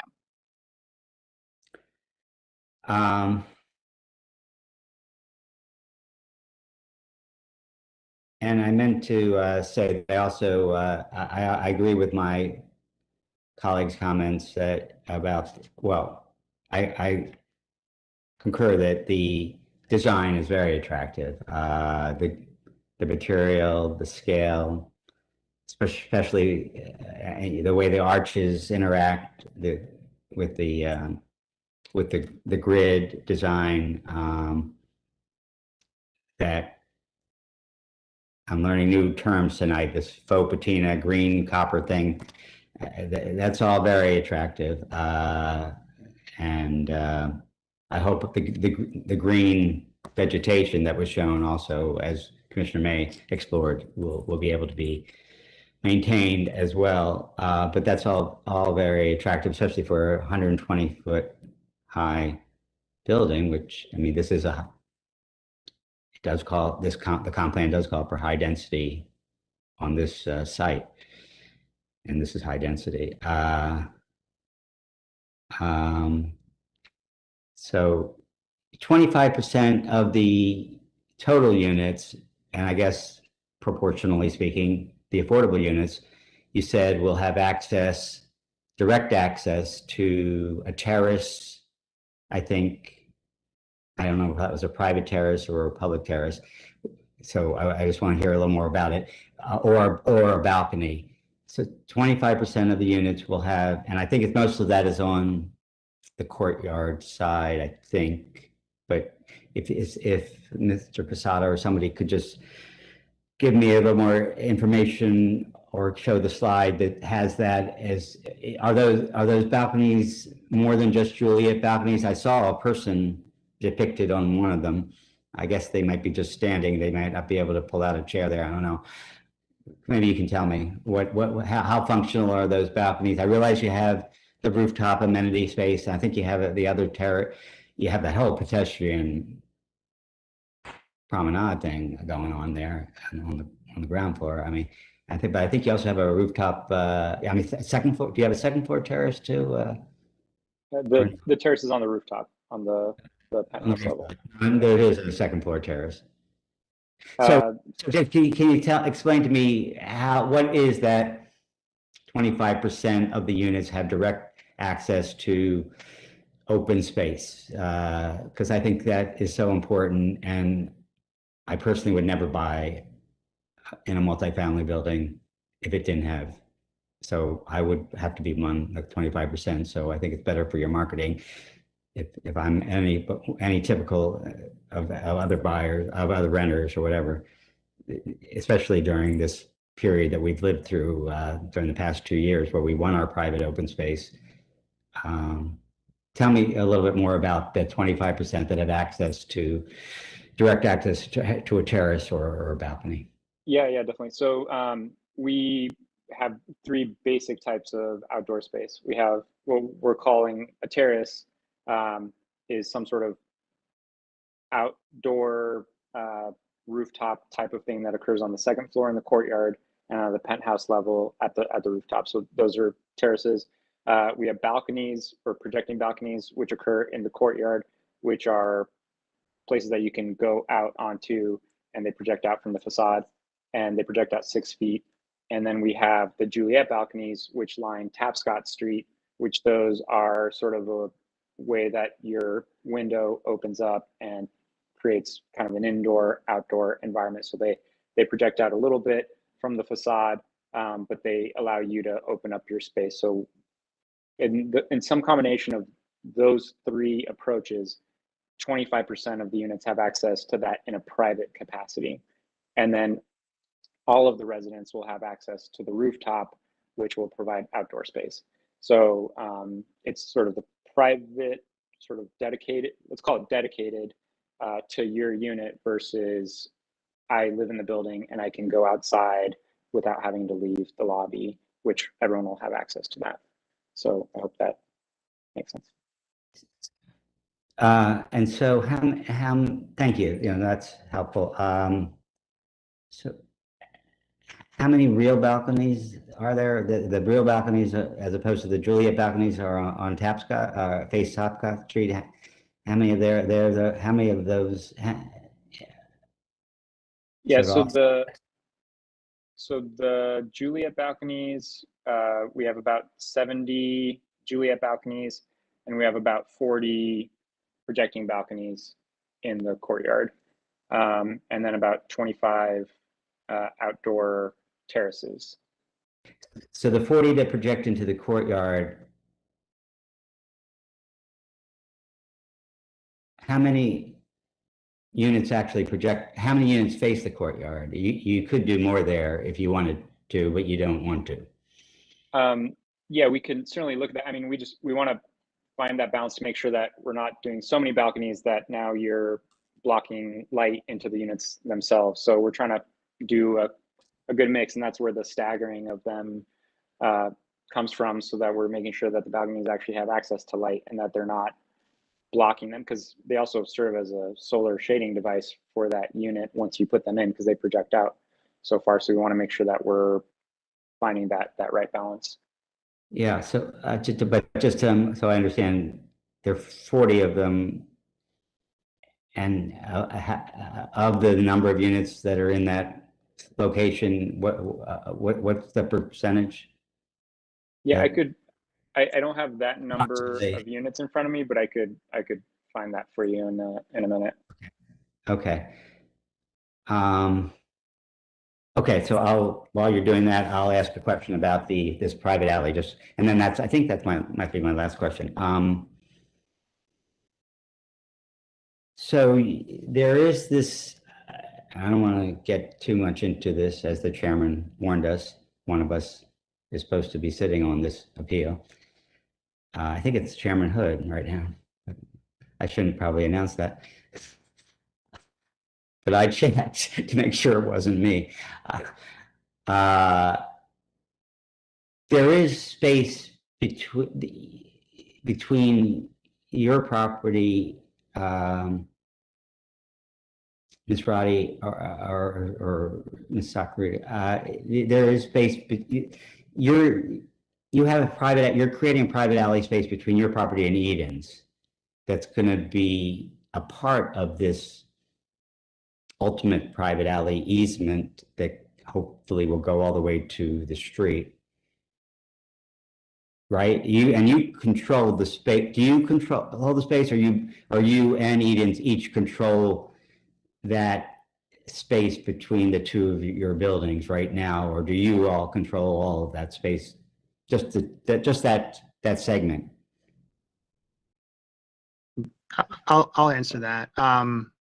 So that segment there's a segment that's on the applicant's property as part of this PUD, which is the segment that we control, and then there's a segment that is not under our control that's on the Elcor property, which is adjacent.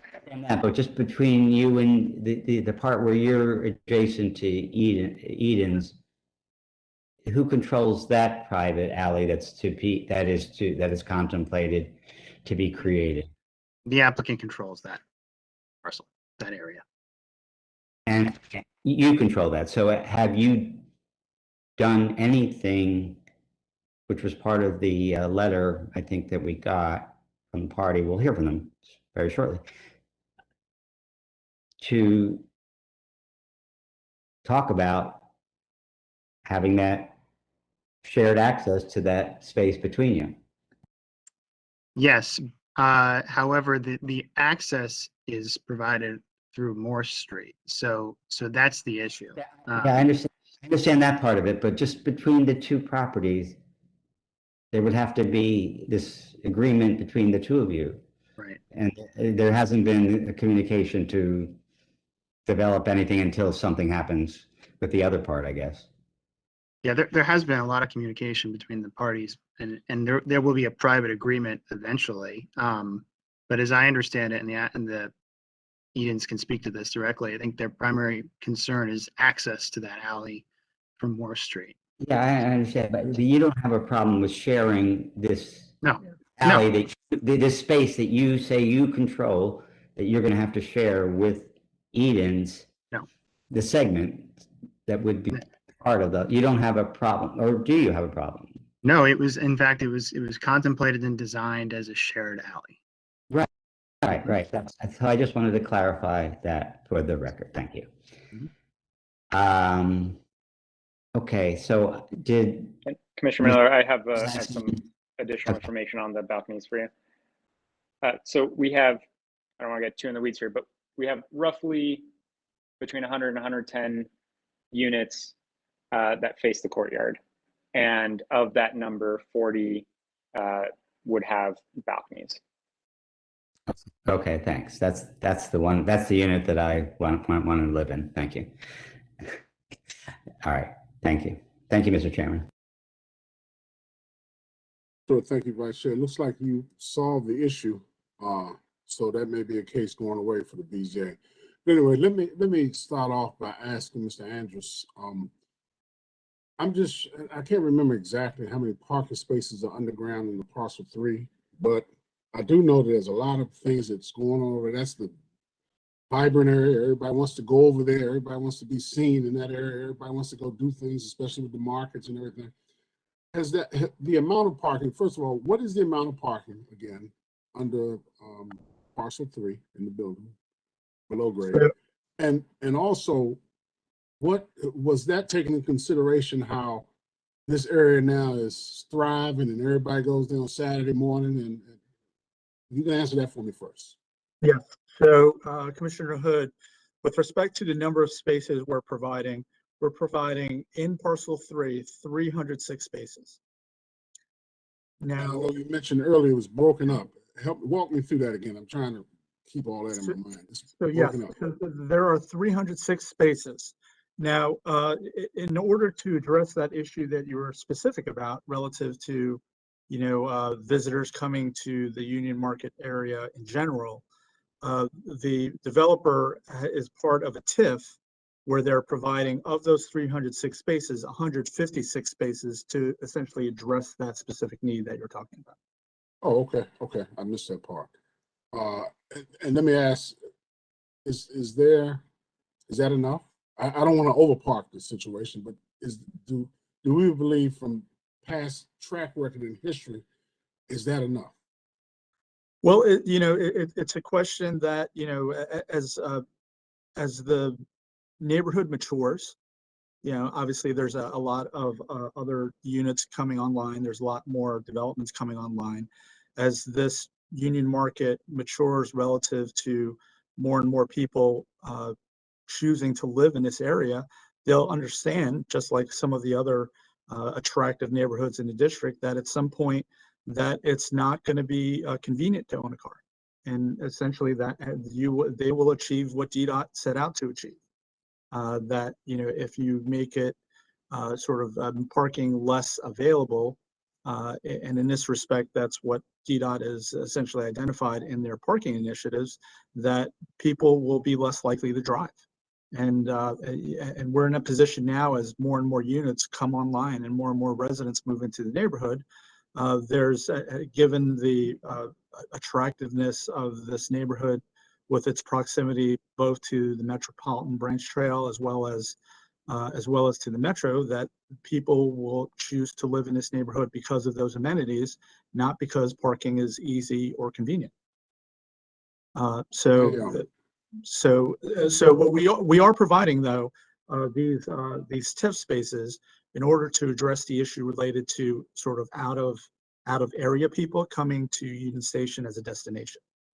There are a lot of great there's a lot of great retail here. There's a lot of great restaurants and bars as part of the overall development schedule for the entire neighborhood. And so those 156 spaces are meant to address the short-term parking needs for people coming to visit.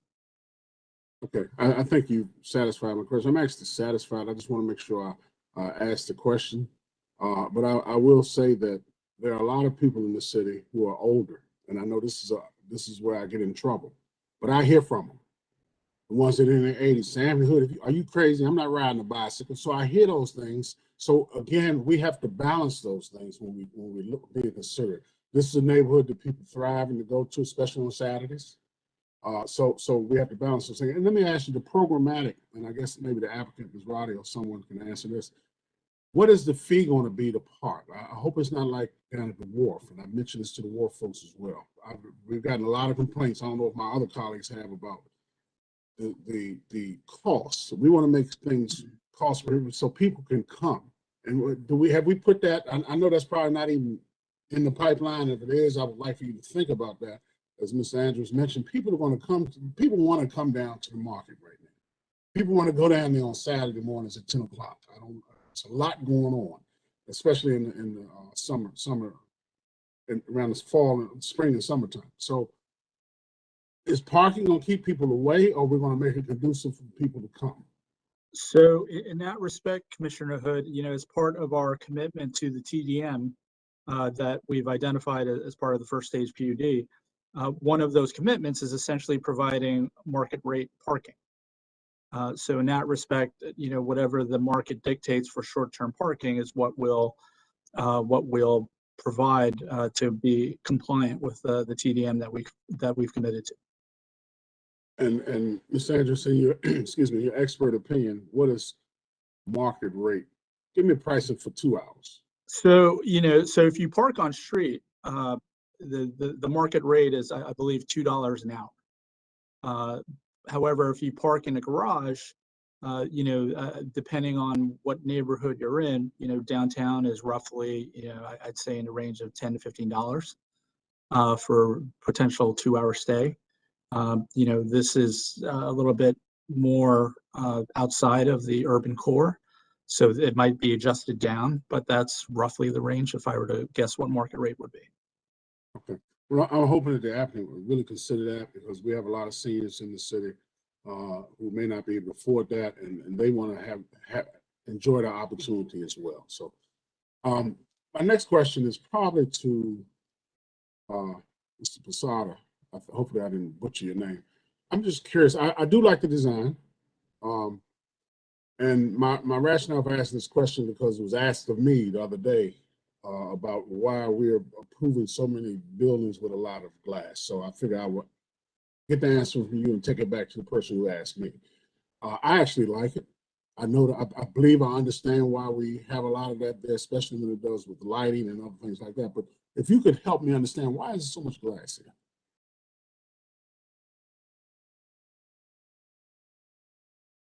Yeah, happy to answer that question. I mean, I think for us, again, I've said this a lot, and hopefully I don't sound like a broken record. For us, it's all about balance, right? So it's about, and hopefully you'll see in some of those details as you zoom in, we're trying to introduce a lot of glass, large windows, access to light and air for the residents, which is such an important thing. But also using really warm and durable materials, especially like the brick and the metal detailing, to create a lot of depth. So I think the building will have a significant amount of sort of weight to it, which is what I think people are attracted to, is the solidness of the masonry buildings, which the precast base will do, and also the large grid, while being balanced with large glass openings. So I think we're trying to find that balancing point, so that it's not too glassy, but it's also not too closed. I hope that helps clarify. Okay, I probably have extrapolated a lot over the years on that. I had some other justifications, but I think it looks good. I think it really helps the design. I think it really brings it out, and hopefully it will look nicer. So I do like the design, as some of my colleagues already mentioned. I think those are my only questions that I had. But again, I would hope that we really consider, I'm asking the applicant to really consider that amount of parking, especially when it comes to our seniors here in the city, so they can enjoy it. So I know I sound redundant, but I know sometimes once it leaves us, some of those things may not happen. So I would ask you all consider that. Let me see any follow-up questions or comments. Just one, Mr. Chair. Yes. Forgive me. So it must have been my age that made me forget this, but it's really the Venturi effect. And I think Commissioner May and Mr. Posada can appreciate that. A new term to be used in addition to the faux patina. So Mr. Posada and Ms. Saccarides, if you would please consider the Venturi effect, particularly where Commissioner Shapiro had mentioned, at least in that small little courtyard, that little pinch point. If we are talking about 10 feet, right, it's, the room that I'm sitting in is much wider than 10 feet. And that really only allows for maybe 2 people to walk through that passage together, right? If we have 7 square feet per person, it doesn't allow a whole lot of space for people to pass through that space, bi-directionally. So that's all I wanted to say. Thank you, Mr. Chair. Thank you very much, Commissioner Moore. Let me ask this. This is kind of off, but I noticed that a lot of people that come and testify, and I think Ms. Roddy, you and Ms. Clardes, hopefully I didn't butcher your name up too bad. When you all come, you say, we're very excited. I forgot who else it was. We're very excited to be here. Ms. Angela, I think you say that too. Are you all really excited to be here? Okay. For some reason, I can tell you this. You all have not sold me on that, but that's fine. I'm glad you're glad to be here. And we're glad to have you. So yes, anyway, for the record, yes. Okay, all right, got you. All right, let's go to the ANC, Ms. Shellen, both ANCs, ANC 5D and 6C. Let me see, make sure I got the ANCs right. Oh yes, 5D and 6C. Do we have anyone, Ms. Shellen? I think you mentioned earlier, Ms. Word and Ms. Moore. I don't think either are here, but let me check one more time. Mr. Chairman, Yes. going back to what you said about our normal order, wouldn't we be asking the party in support if they have cross-examination? We do. ANCs are first. ANCs are first. Oh, Commissioner May, I always appreciate your help. I thought that they went right after us on the cross. But in this city, Okay. ANCs are first. They are first line. I don't have any problem with that, but I just But figured in this after case, they're not here, so you're 20 right. years, I wouldn't know that. Commissioner So May. I wanted to make sure I call them, but please bring the party and support up, Ms. Molden. That's Ms. Moldenhauer, yes. Yeah, normally we do the ANCs first, out of respect. Ms. Moldenhauer, good evening. You may begin. Good evening. How are you? Meredith Moldenhauer here on behalf of the party in support as the identified Edens. We just have a few questions. I'll start off with Mr. Andres. So you turned your camera off, but I'll just start off with a few questions for you. Looking at your report. Miss Monahan, let's wait. There he is. He's back. Okay. Looking at your report, I'm just trying to understand. There were some questions about the size of the alley, and so from looking at the loading alley, am I correct to understand that it goes from 26 feet 8 inches across the Elcor property, and then it gets reduced down to 24 feet 9 inches across then the rear of the JBG Smith property, the applicant's property? Ms. Moldenauer, I would need to review the site plan. If we can bring up the site plan, I can confirm those dimensions for you. That'd be great. Thank you. I didn't see any dimensions on the site plan that was pulled up before.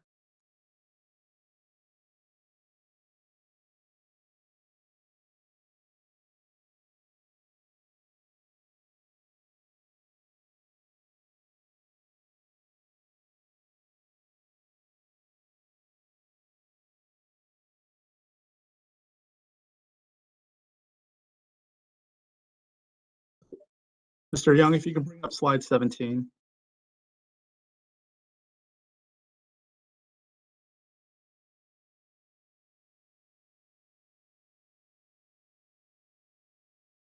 It's the one before this. Great. And if it's possible to zoom in to the sort of the lower portion where where it says loading.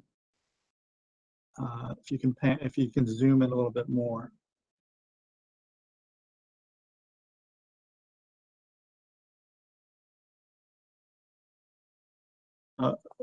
According to the plan, the width that's dimensioned, I guess, adjacent to both the Eden's property and our property is 23 feet and 11 inches. And then as you move further north, as you approach the actual loading berths, they widen out.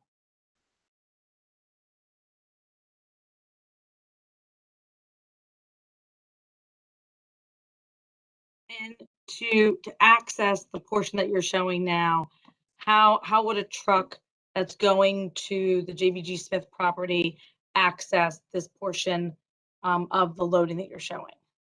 So we have provided auto turn diagrams where essentially, if a vehicle is heading north up this shared alley, essentially what it'll do is pull to essentially the end of this northern alley and turn left into the area identified as turnaround, and then we'll back into the requisite space that that vehicle is designated for.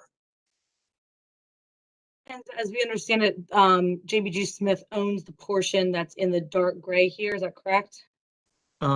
It's my understanding that JBG owns everything to the right of the Eden's property line.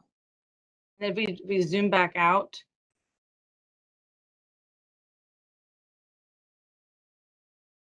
So the only way though to get to this portion is to come across access from Morse Street. Is that right?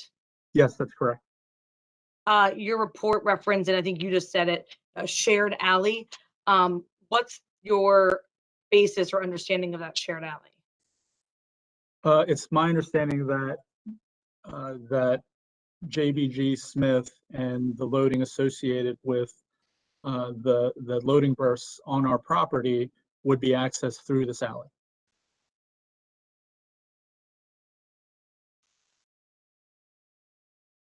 And what's your understanding of how they have that ability, that right to cross?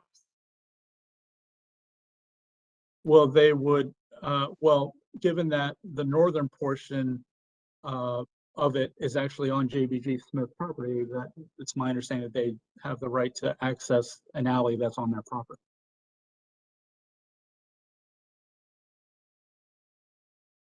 I think you mentioned in your report that it's accessed, proposed off of a private access from a curb cut along Morris Street. And that's off of property that's owned by Elcor, is that correct? That is correct. And have you reviewed or understood, what type of rights they're granted, JBG Smith is granted in regards to this shared access over Elcor property? That is not in sort of my scope of work. I believe somebody else on our team can address that question. And so then, just looking at your report, which does have a lot of data and information, you have a lot of information on the parking and parking access to the site. Your parking queuing and vehicle split numbers are all based on 2 access points. Is that correct? That is correct. So your report talks about how it's based on 2 access points, one which is a new curb cut off of 5th Street, which is shown here. And that 5th Street curb cut, is that on JBG Smith's property? Yes, it is. And then a second point of access, which is an existing curb cut that you reference along 6th Street. Is that 6th Street curb cut on JBG's property? It is not. In your report on page 35, you reference that JBG Smith will have access to that 6th Street curb cut that's not on their property through knockout panels. What is your statement based on? What documentations did you review to make that statement? It's based on the coordination with my client, JBG Smith. Did you review any documentations, agreements to make that statement? I did not. They told me that they would be coordinating with Elcor, and I took their word for it.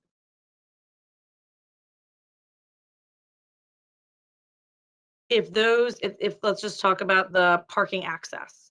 If the parking access that's not on JBG Smith's property was closed for some reason, or terminated, you would have to redo all your calculations to account for not 2 points of access to the site, but only 1 point of access. Is that correct? That would be correct. And so then your queuing analysis would have to be reconfigured to assess only access on 5th Street. That would be correct. Do you believe that that would have an impact on your overall spillback to the public road? It would be, I would not know what those impacts would be unless I run the calculations. Which you have not done. That's correct.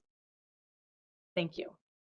No other questions from Mr. Andre. Thank you for taking the time to answer my questions. Thank you, Ms. Mullins. I have questions for Miss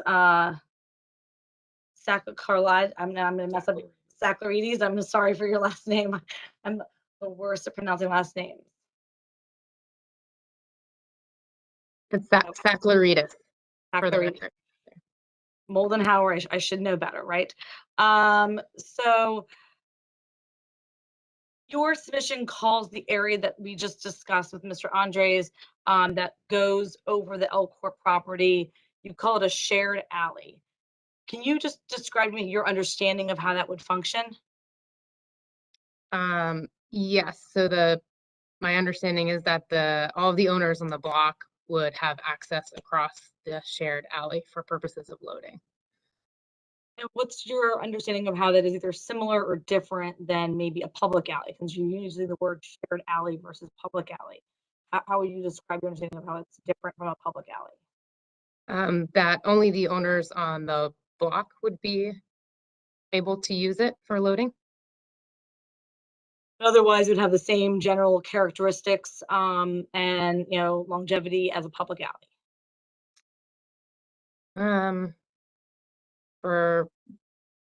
With controlled access, yes.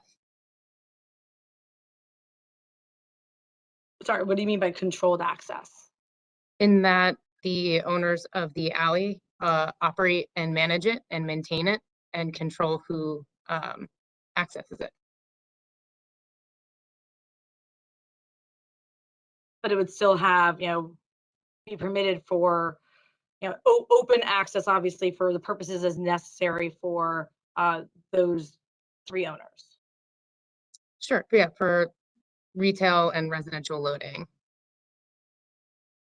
And how long, you indicated initially that obviously JBG Smith is the development partner for the property that is owned by Gallaudet.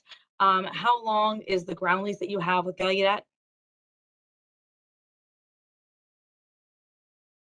I'm not sure how this is relevant to the issue.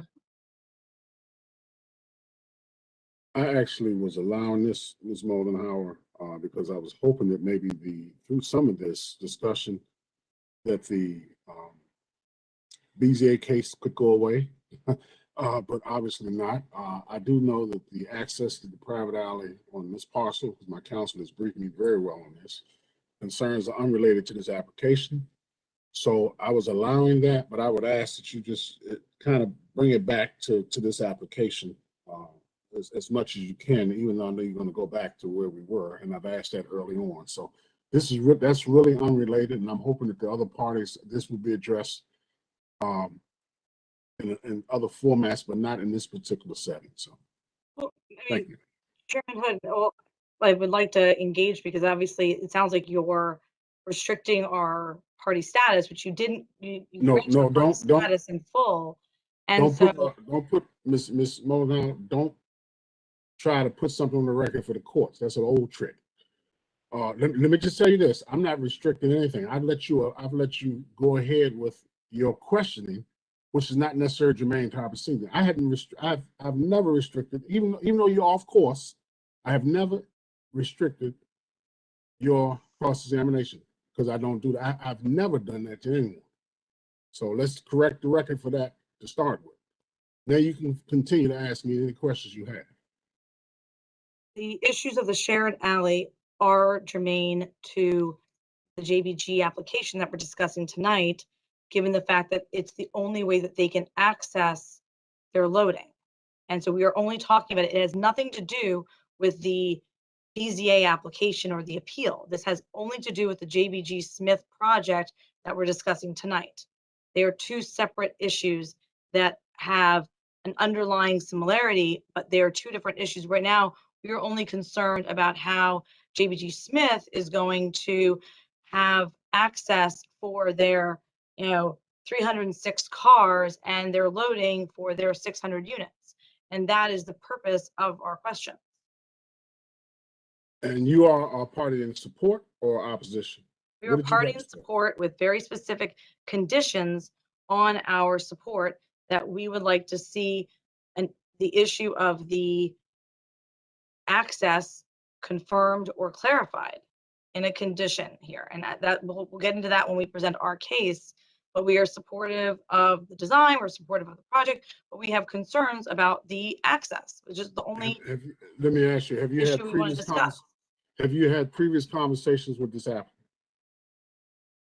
JBG Smith and Edens have had extensive conversations, and they have had, discussions about this issue, but they have been unresolved to date, which is why they need to be resolved in connection with this PUD, and addressed either in a condition or in subsequent, submissions to the zoning commission. So what I would ask Ms. Moldenhauer, that we stick to the point, and you're saying that I'm not restricting you, but that we stick to the point specifically as it relates to your applicant and who you're representing. I'm not gonna call names, but who you're representing, as well as this application with JBG. So I'll leave it at that. You may continue. Now, I'll just ask, how do you have documentation or an agreement that provides you with unfeathered access over Elcor's property in order to provide your loading and to provide the 2 points of access that Mr. Andres referenced? Yes, the easements that Elcor has recorded, and they're already provide that access both through the garage ramp as well as over the shared alley to access our loading. And so you were referencing the Elcor ramp easement and the Elcor alley easement that allow for under section 8L for it to be modified unilaterally by LCOR? Yes, those easements. And my question about the ground lease referred to the fact that just curious about how long your ground lease was as it relates to the fact that the easement that you referenced terminates under section 8S in 75 years. Do you believe that you're building a high quality, this beautiful building we just talked about would still potentially be standing in 75 years?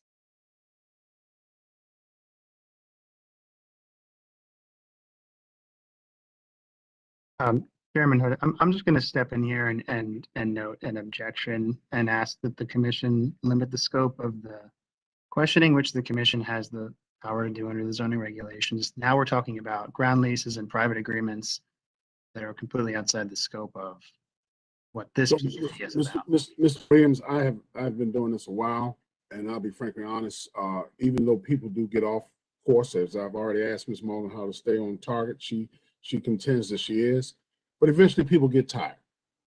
So I usually wait for them to get tired, because I want them to get everything they want on the record, and if it goes to court or wherever it goes, then the judge will probably say, why did he let all this in?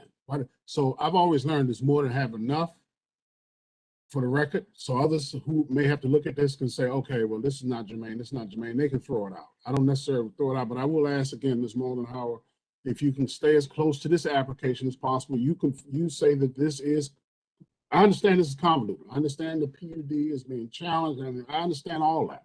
But I would ask that we try to refrain from going too far off course. So you may continue, and Mr. Williams, your objection is so noted. Ms. Moldenhauer, you may continue. I'm not going to rule it out of order. Then if the witness can answer the question. I'm sorry, could you repeat the question? Do you believe that the building that you're proposing here would still be standing in 75 years? Possible, yes. It answers yes. Next question. No other questions, Commissioner Hud. Thank you very much, Ms. Moldenhauer. Commissioners, any follow-up questions on that? If not, let's go to the Office of Planning and DDOT. And Mr. Young, let Ms. Moldenhauer stay up here so she can chime in when she needs to. Let's bring OP up. Thank you, Ms. Elliott. Good evening, Mr. Chairman.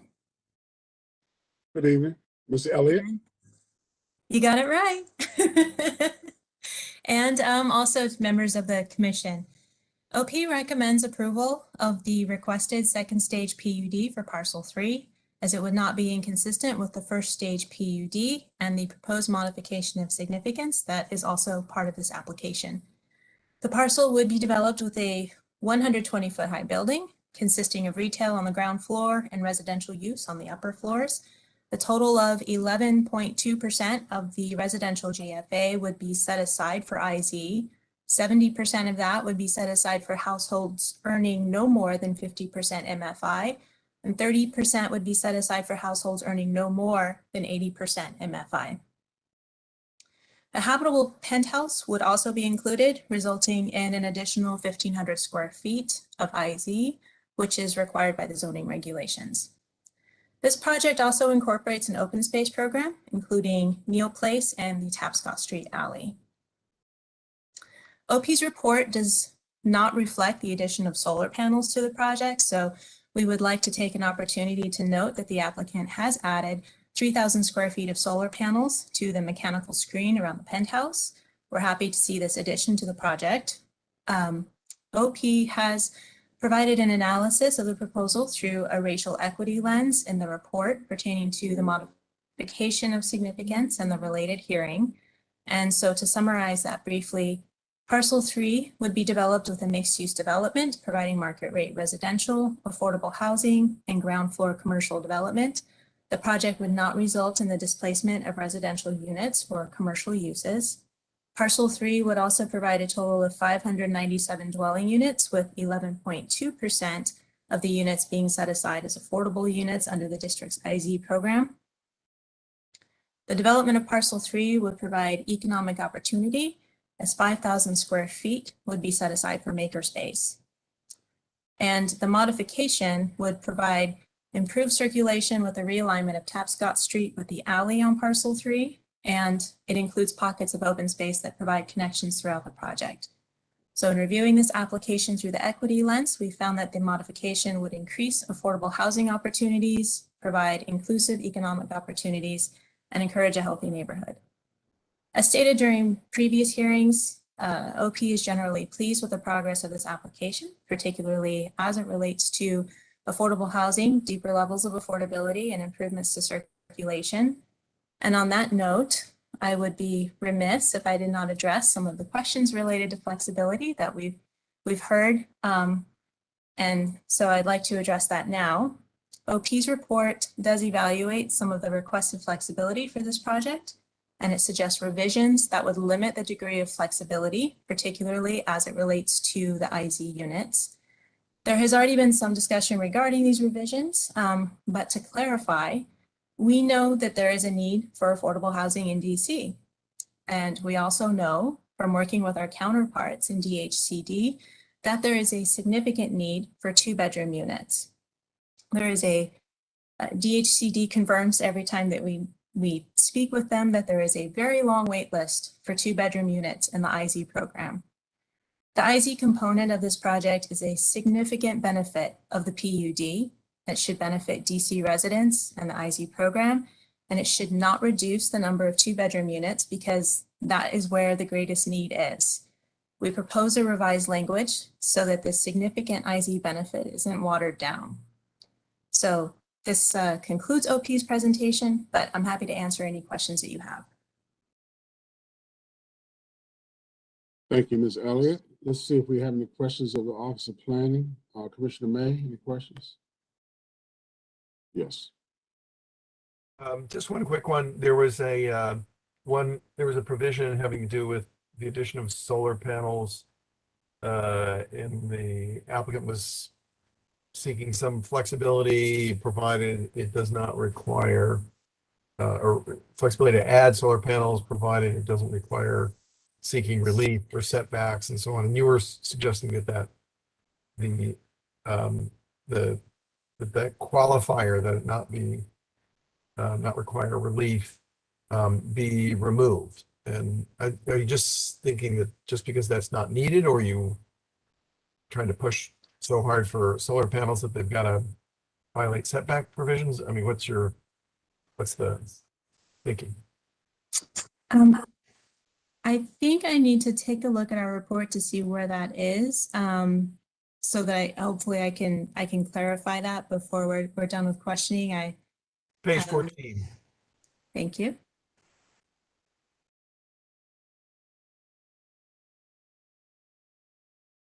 It's not a really big deal. I just found it a little curious.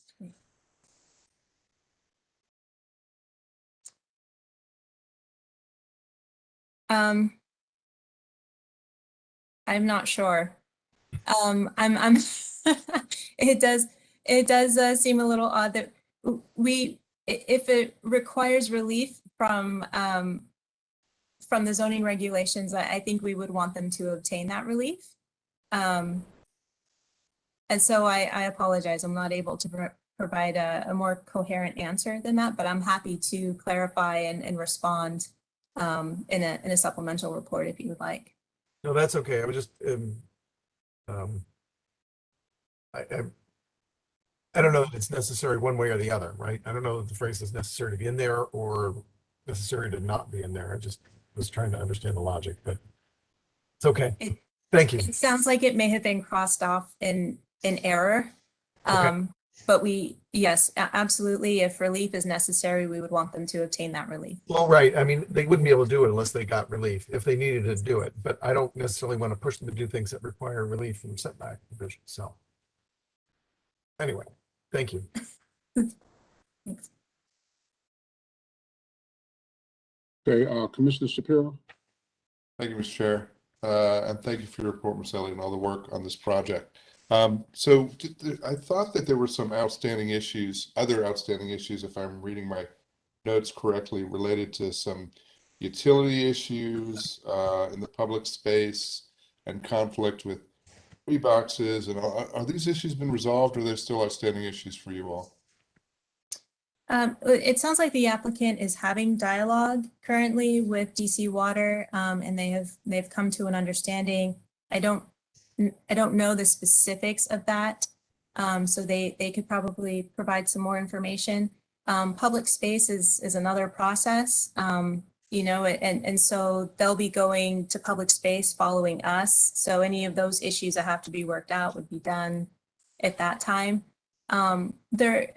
There is some, you know, a few things in limbo as we go through the PUD process that we would expect to tighten up after the fact, particularly since permitting, you know, DC Water wouldn't typically get involved until the permitting. But in this case, you know, we had those discussions with them beforehand, and they're having those discussions earlier this time, which is good for the applicant and very helpful for DC Water. As they plan the improvements needed for this area. So as far as I know, those are not insurmountable issues because the applicant is continuing discussions. Right, but they're not instrumental issues, but from your perspective, they're not, it sounds like they're not germane to our decision, given where the process is. Okay, all right. Correct. That's all I have, Mr. Chair. And thank you again, Ms. Elliott. You're welcome. Thank you. Commissioner Emma Moore. Thank you, Mr. Chair. Ms. Elliott, I don't have any questions this evening. I will yield my time to Vice Chair Miller. Vice Chair Miller. Thank you, Commissioner Moore, and thank you, Ms. Elliott, for your report, your continuing report on this continuing case, and your continuing vigilance on the Office of Planning on the whole inclusionary zoning, affordable housing issue. I agree with your assessment that the minimum number of units, of 2-bedroom units, is a significant public benefit, which is part of the whole balancing of the density and the PUD in this case, and it should not be reduced, whatever the overall flexibility happens. So I just wanted to say I agree. I appreciate your report on that in that regard. Thank you. Okay. I too thank you as well, Ms. Elliott. Vice Chair, were you looking for a response? Did you want Ms. Elliott to respond to something? Maybe I missed something. No, Okay. I think she has said it all, and I agree with her. Okay. That's okay. So I don't have any questions, Ms. Elliott. I thank you. Let's see if we have any follow-up questions from any of the parties. Is the applicant, Ms. Ryder, you have any questions? We have no questions. And Michelle, and again, we don't have either one of our commissioners, chairpersons, or anyone representing the ANCs, 2 ANCs. I will look one more time just to check. Nope, I do not see either. Okay. Ms. Moldenhauer, you have any cross? Two quick questions. Ms. Elliott, in looking at this second stage PUD, I'm assuming that you also were kind of reviewing the comp plan and the transportation element, which has a reference at policy T 1.2.3 that encourages minimizing the number of curb cuts in new development. Is that part of the reasoning that OP was very encouraging of this shared alley and shared curb cuts on the site? Without going back to our previous reports for that PUD, I would assume that justified in part our support of that design. And when this project redesigned the loading access and the garage access on 6th Street, is that also kind of consistent with the Florida area market study that was kind of encouraging 5th Street to be more of a pedestrian heart of the Union Market and trying to encourage the curb cut on 6th Street? Again, without going back to that previous PUD, And sort of speaking on the fly, I would assume that that would have had to have been supported by the small area plan as well. Thank you.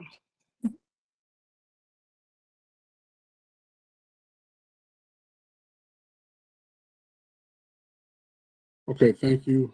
Thank you again, Ms. Elliott. We appreciate your report. Very well done. Thank you.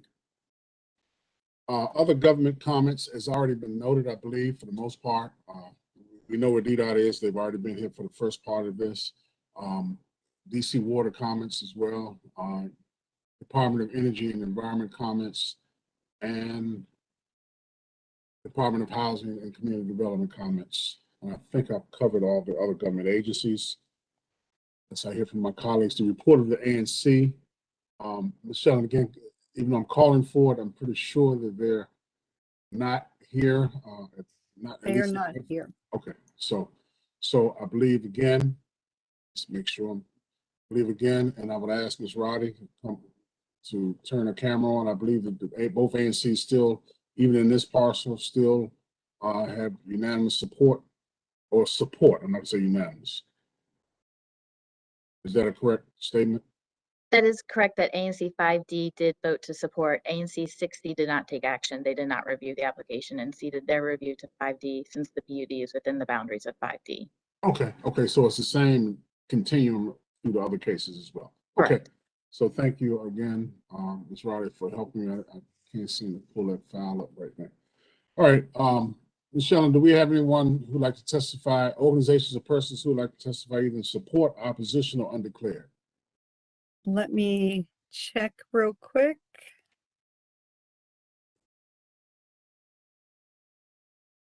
Last time I looked, I did not see, but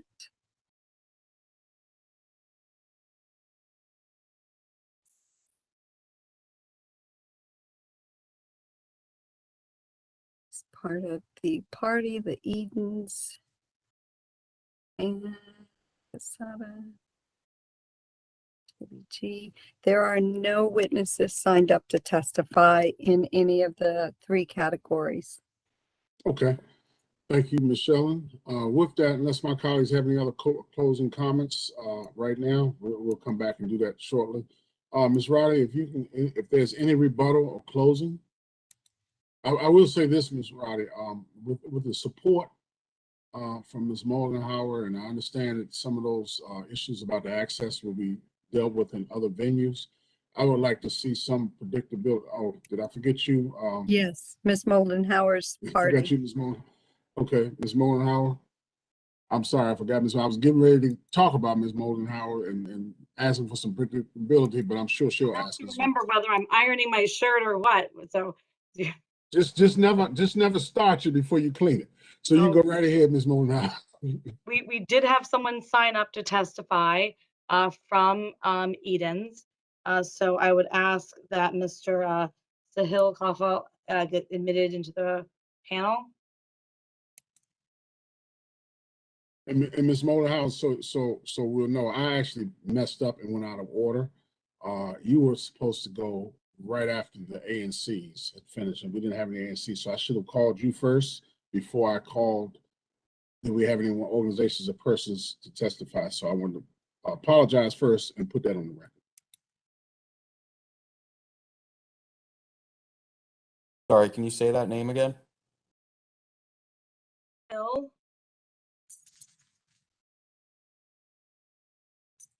Chopla.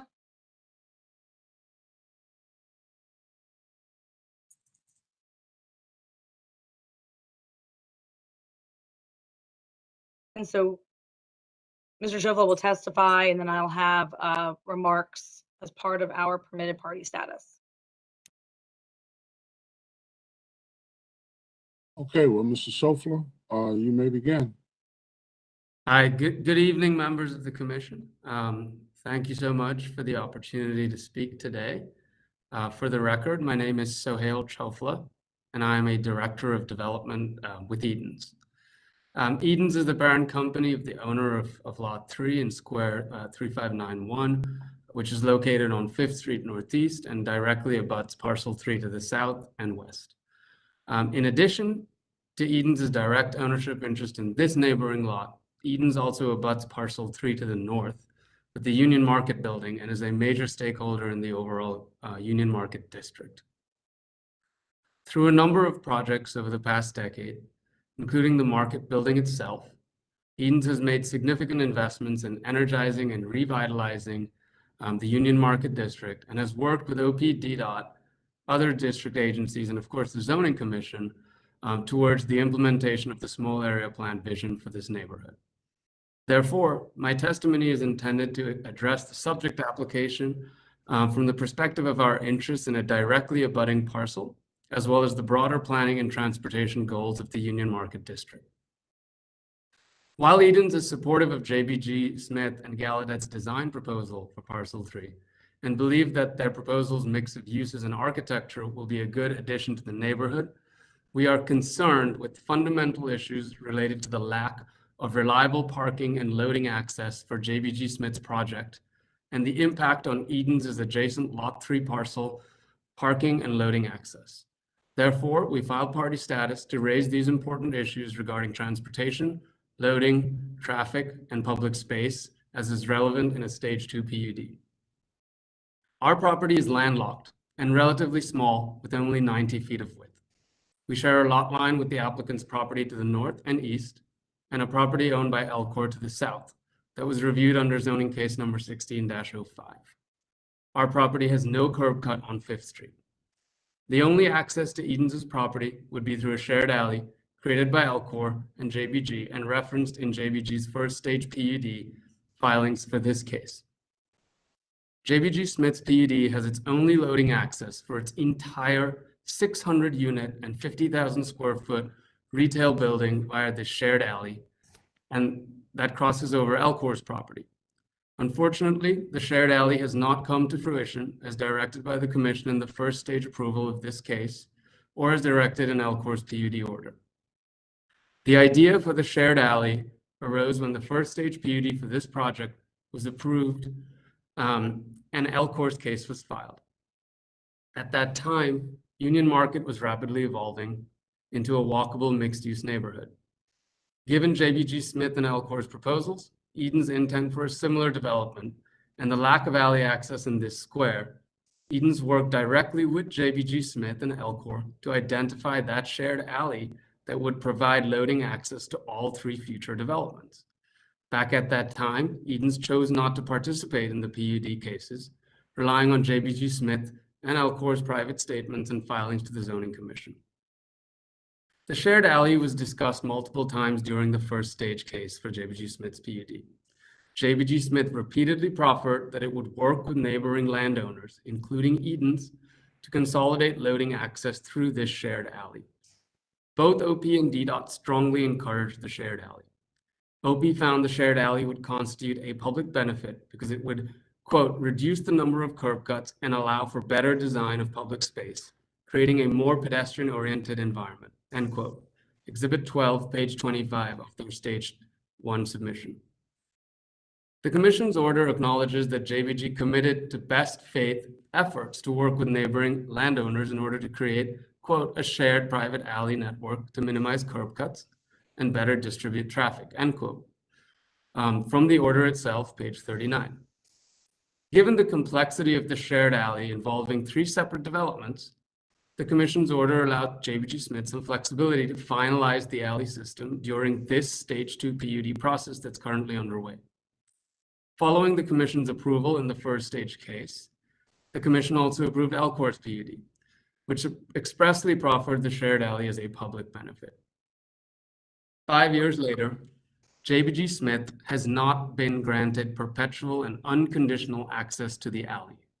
After building the alley, Elcor granted an easement that Eden's and JBG Smith can join, but the easement has several conditions, including that Elcor could unilaterally terminate the easement.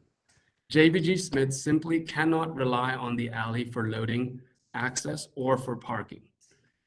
This is directly contrary to the clear intent of the Commission's first stage approval for the JBG Smith PUD. Why does Eden's care that JBG Smith has a reliable perpetual easement, you may ask? And why should you, the Zoning Commission, care, for that matter of fact? because this PUD is constructing 600 units and 50,000 square feet of retail. Both uses will produce a lot of trash, deliveries, and drop-offs. If JBG Smith can't rely on the alley, to access their loading or loading berths or loading platforms, then this project will be a huge burden on the neighborhood, and all loading will have to occur via the street through the front of the building. Furthermore, the lack of a reliable easement also results in adverse transportation and traffic impacts to Edens' property and the Union Market neighborhood writ large.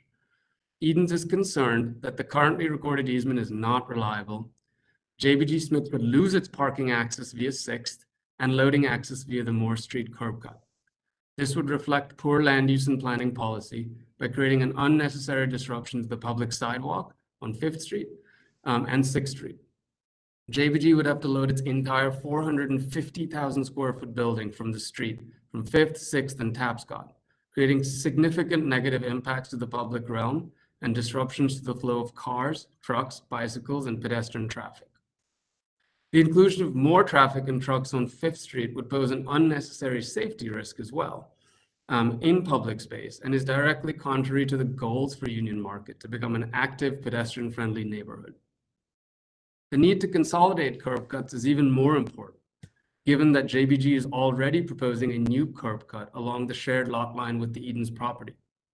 It is also important to note that JBG Smith's CTR and traffic analyses assume shared parking access via 6th and all of its loading access via Moore Street, assumptions that rely on a verifiable easement in perpetuity, an easement which we know does not exist.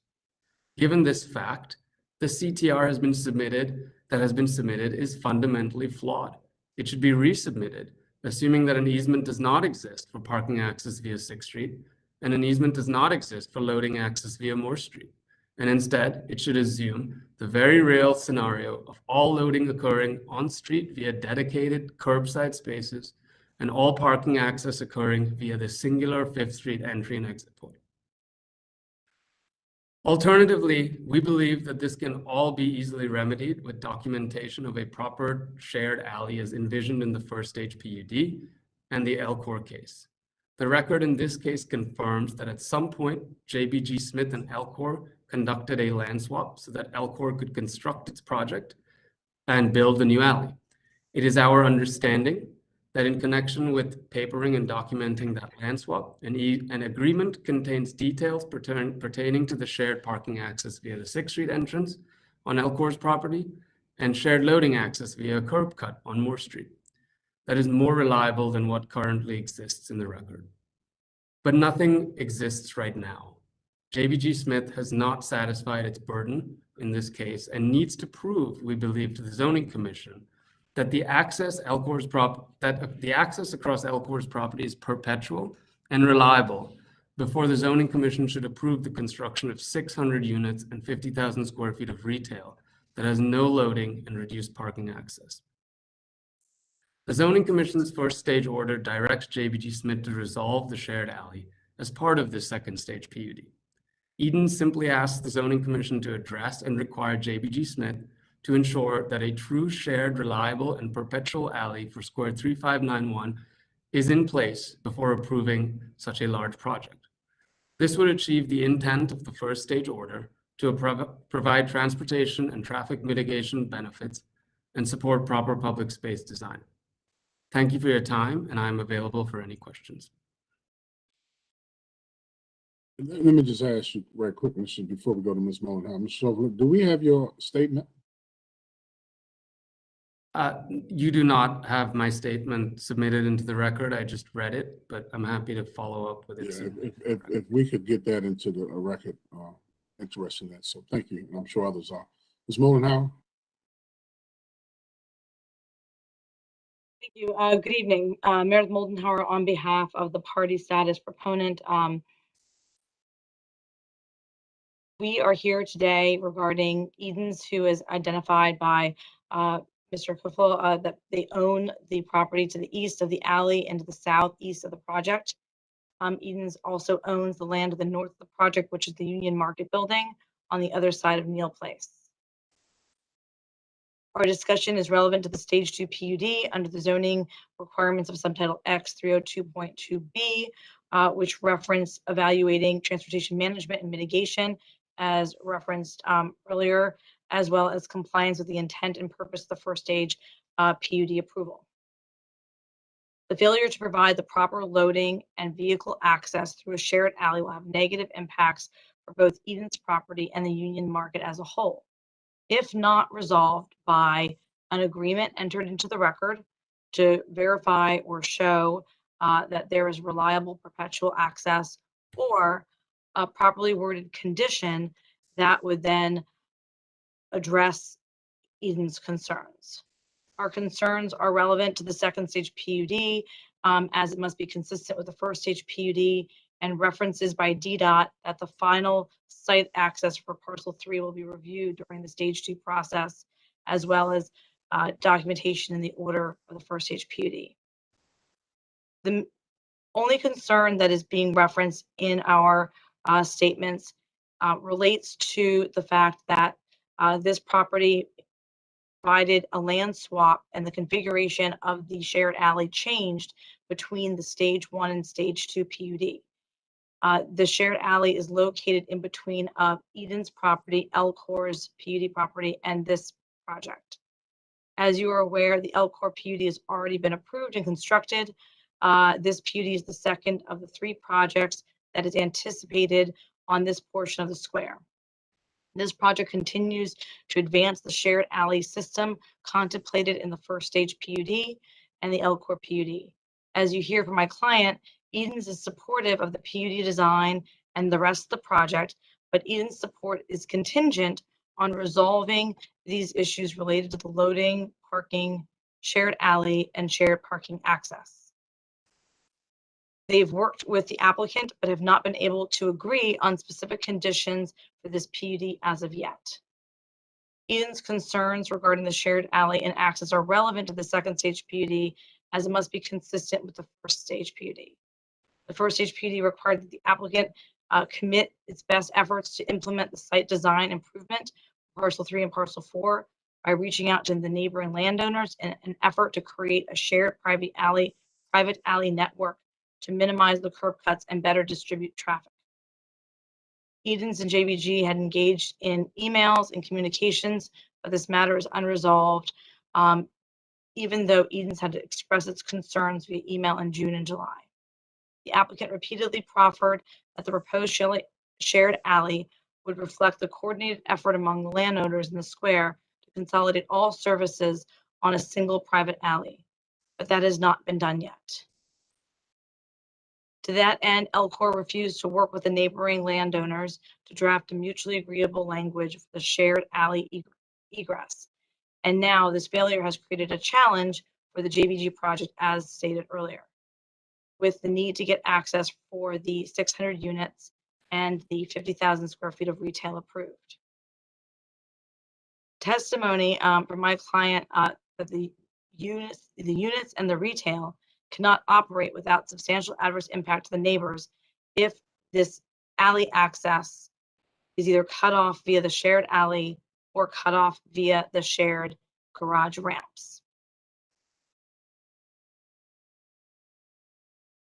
While closing this access point is hypothetical, the Elcor building and the property could be sold to a REIT or foreign investor that would look to the terms of the Elcor easements. And if they did that, they would then be able to, under the agreements, unilaterally modify the agreement as agreed under section 8L, or terminate it or provide conditions that are unreasonable.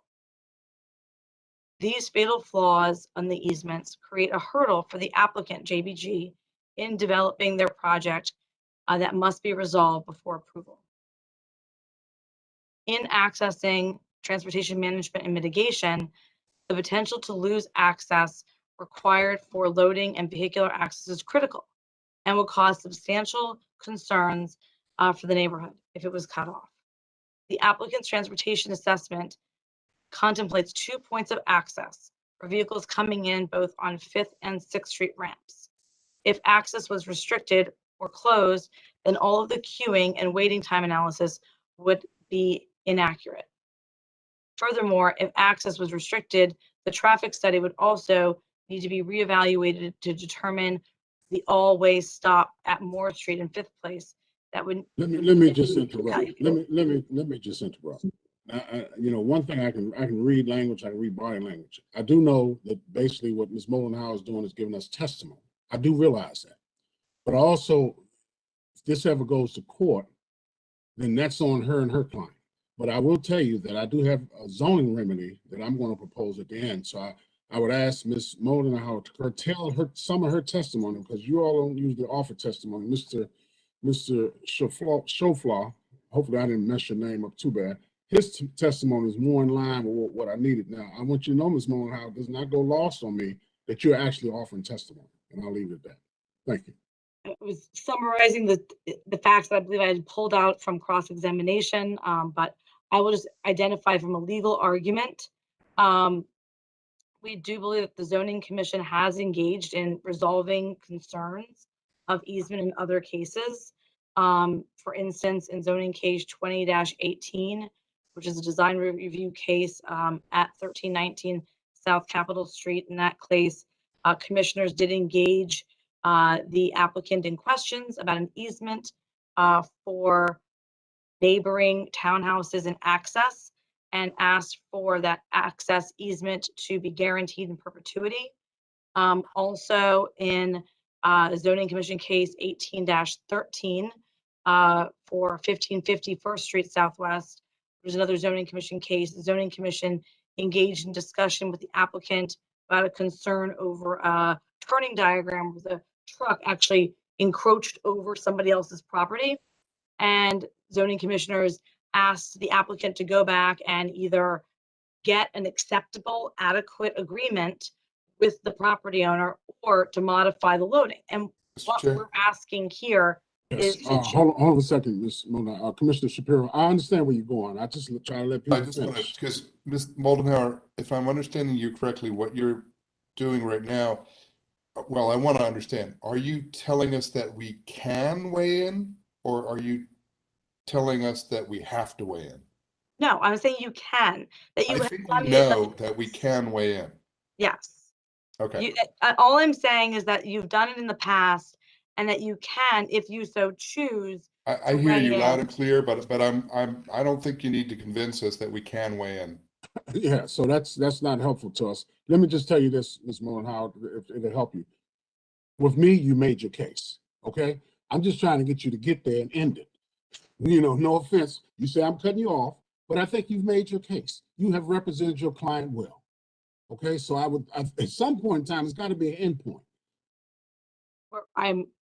All we're asking for is we're asking that the applicant and the zoning commission work together to provide documentation, either proper documentation. So I want to make sure the zoning commission understands, Mr. Hood, what we're asking, because I think that's an important question, right? What are we asking? What's the purpose of us filing this party status?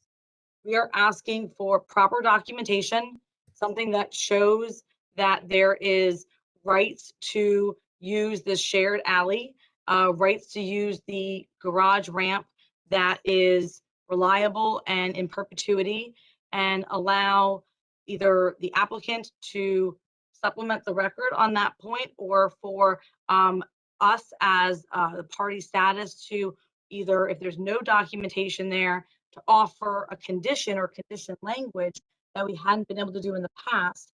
Because at the end of the day, as indicated, Edens does obviously is part of this 3-parcel group, and we'd like to obviously weigh in here on that point for conditions. So that is our request, and we hope that the zoning commission, I appreciate your time. We know these contested kind of our conversations get complicated, but we appreciate your time, and thank you very much. Hey, let me just, I've been thinking about this now for a while, and I'll open up for others, but we will come back to the applicant. And I was going to say this later, but I feel like I need to say it now. First of all, I have an issue with the BZA deciding. I've always had this issue, not just this case. I've always had an issue with the BZA deciding stuff, especially when the commissioners, some of us are still here. I've always had that issue.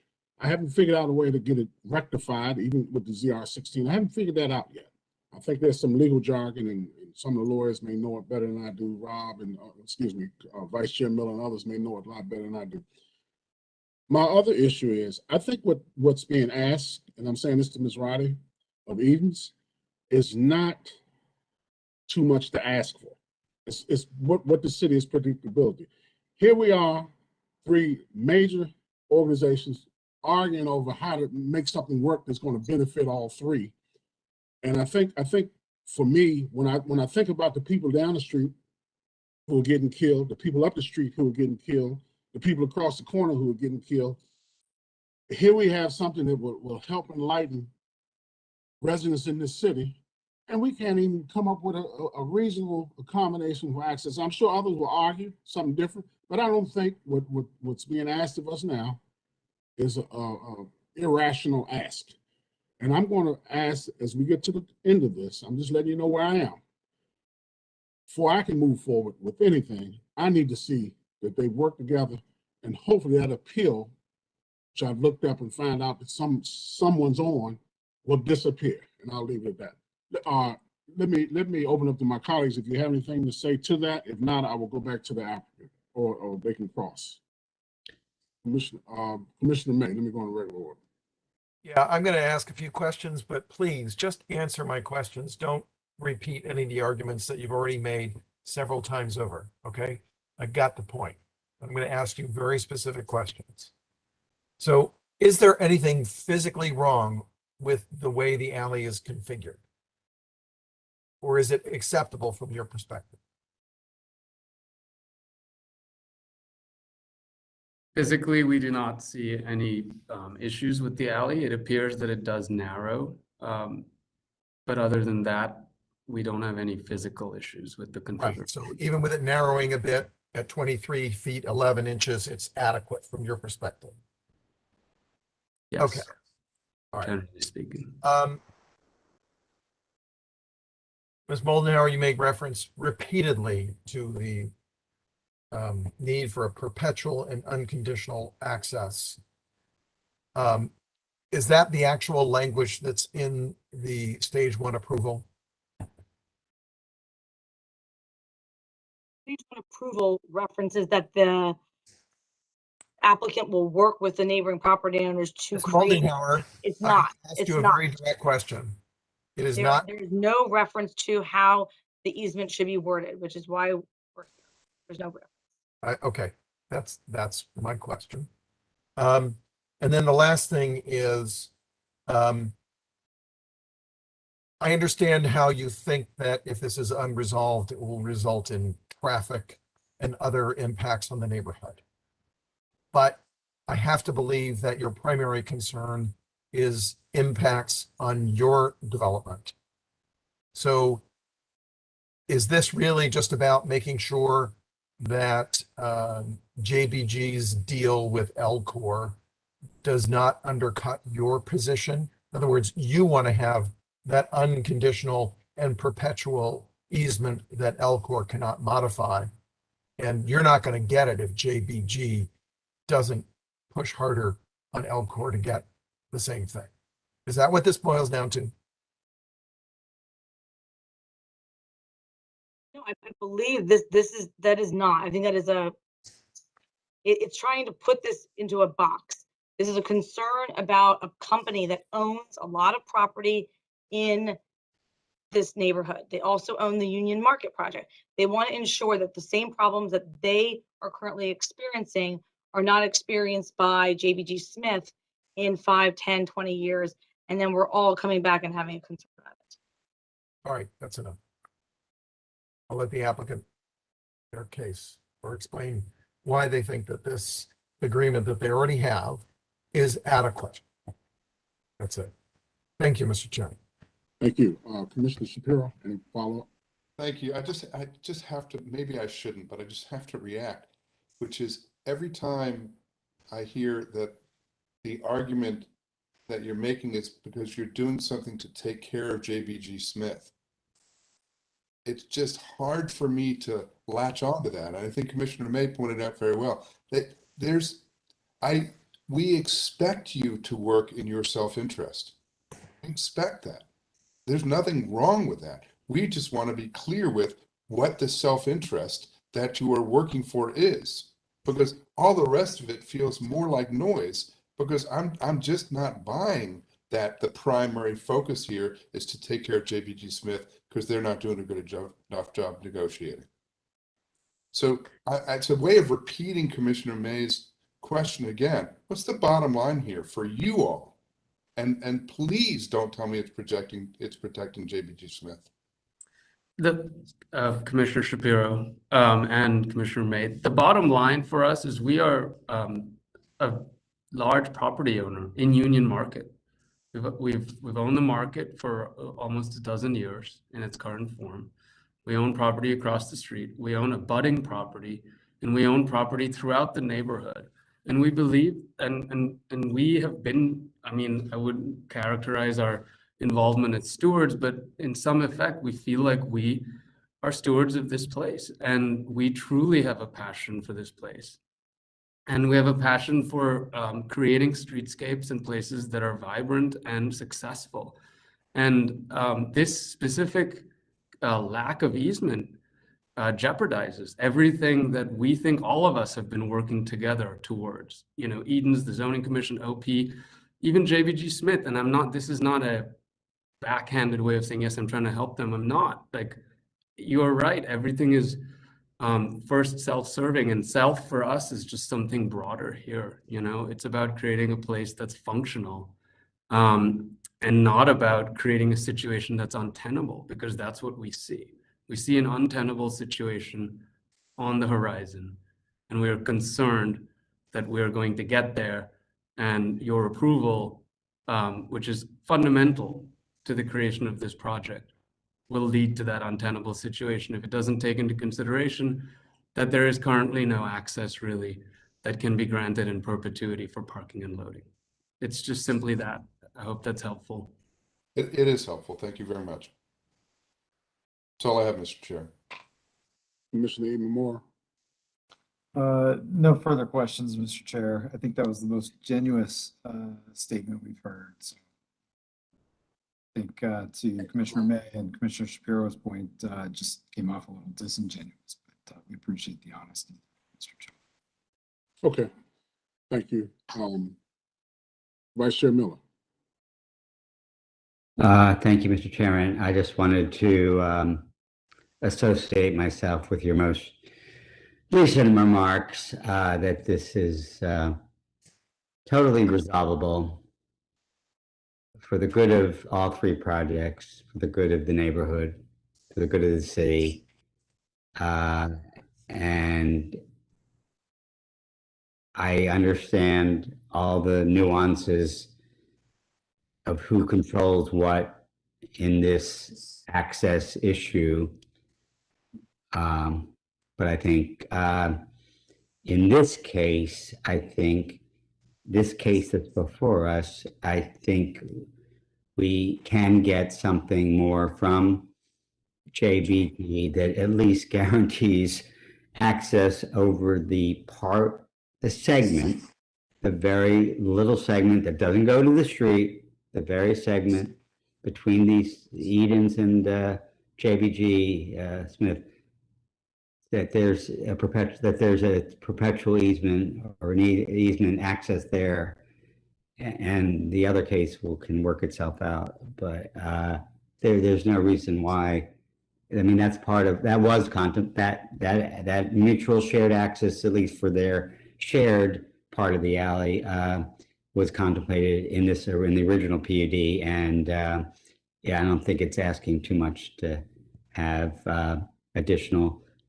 I think we got the clarification tonight. I think I got it, but maybe it needs to be in writing.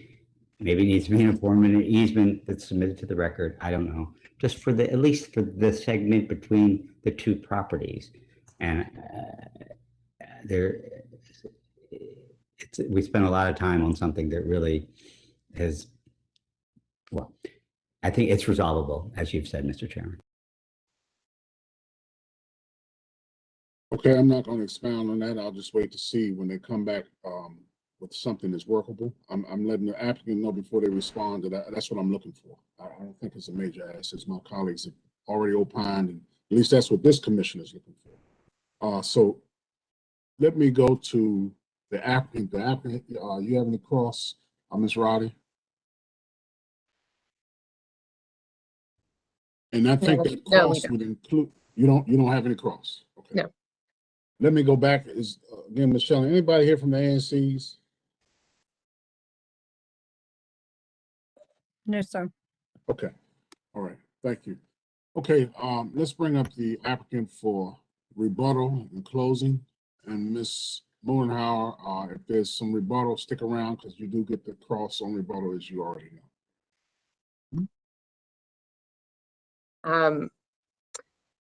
We're not concerned about our access to loading and parking and are confident and optimistic that we can work collaboratively with our neighbors to ensure appropriate access to loading and parking. Okay.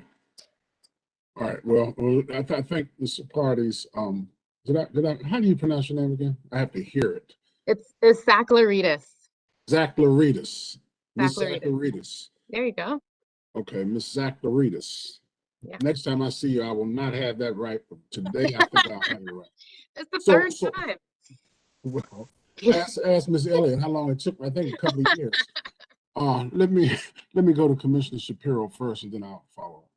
Thank you. Yeah, I want to ask in the same way we directed this, because first of all, I don't want to load all of the sort of negativity that we're holding onto Ms. Moldenhauer, because that's not quite fair, right? She is truly representing her client in the way that she is working to as well. So I want to put the same question onto you, which is, as you respond to us, can you be a little bit more real with what's going on here from your perspective? What is the danger in coming up with some kind of negotiation?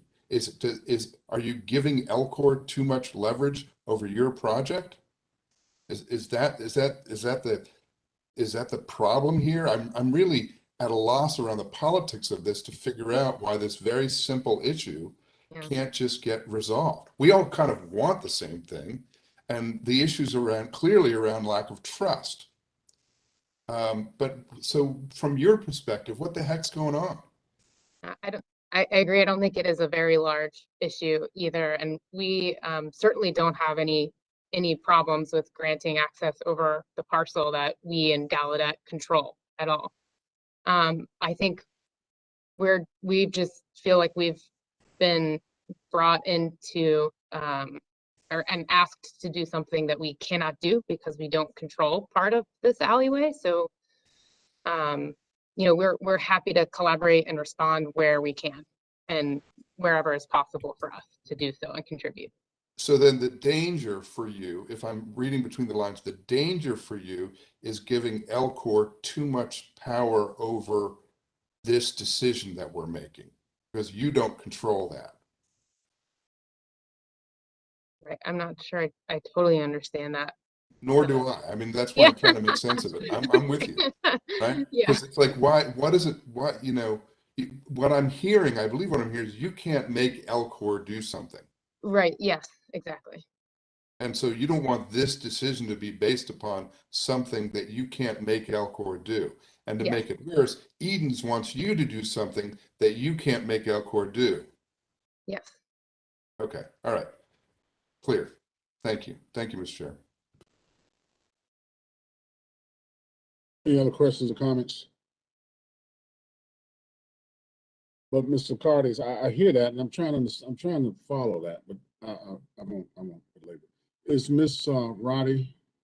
Ms. Roddy, you here for rebuttal? And Mr. Cardis has already spoken. But Ms. Roddy, do you want to coordinate a rebuttal?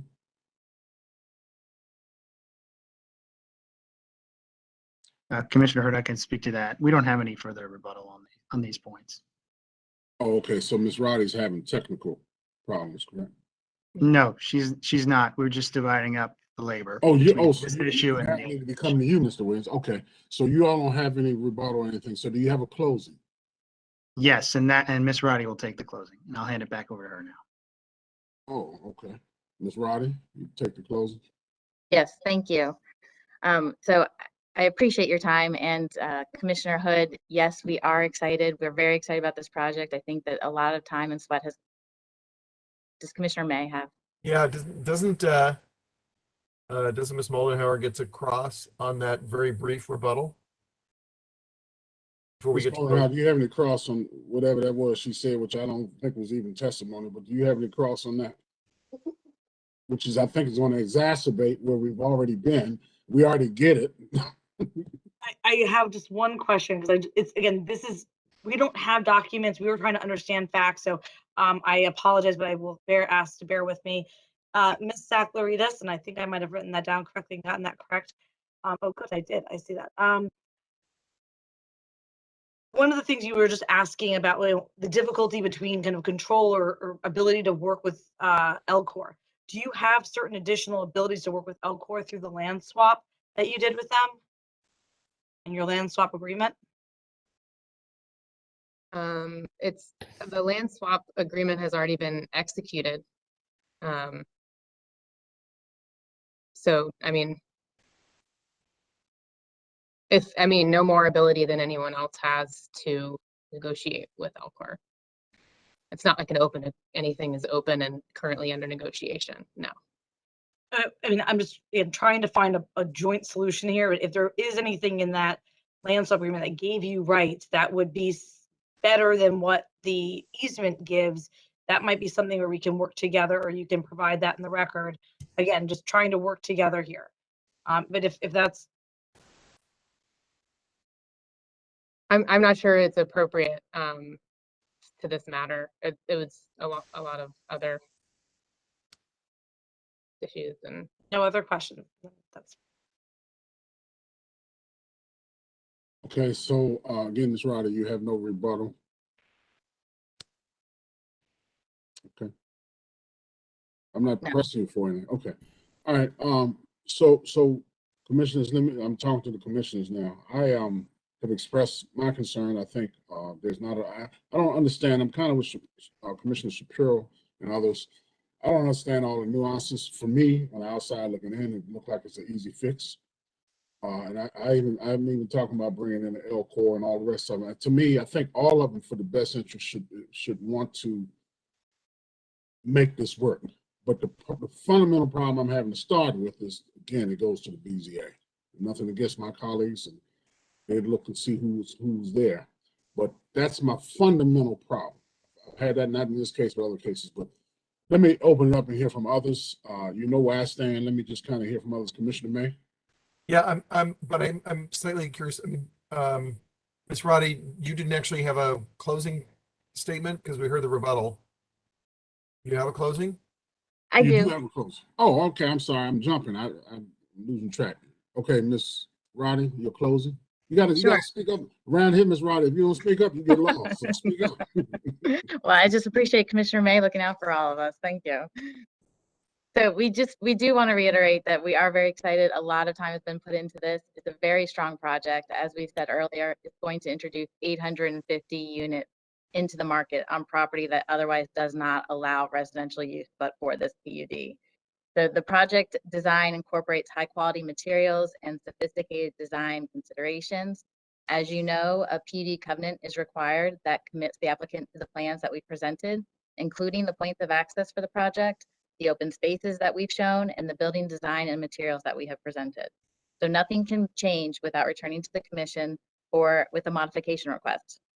So we have heard the commission's concerns with respect to a number of items this evening, including the request for a commitment to a minimum number of 2-bedroom IZ units.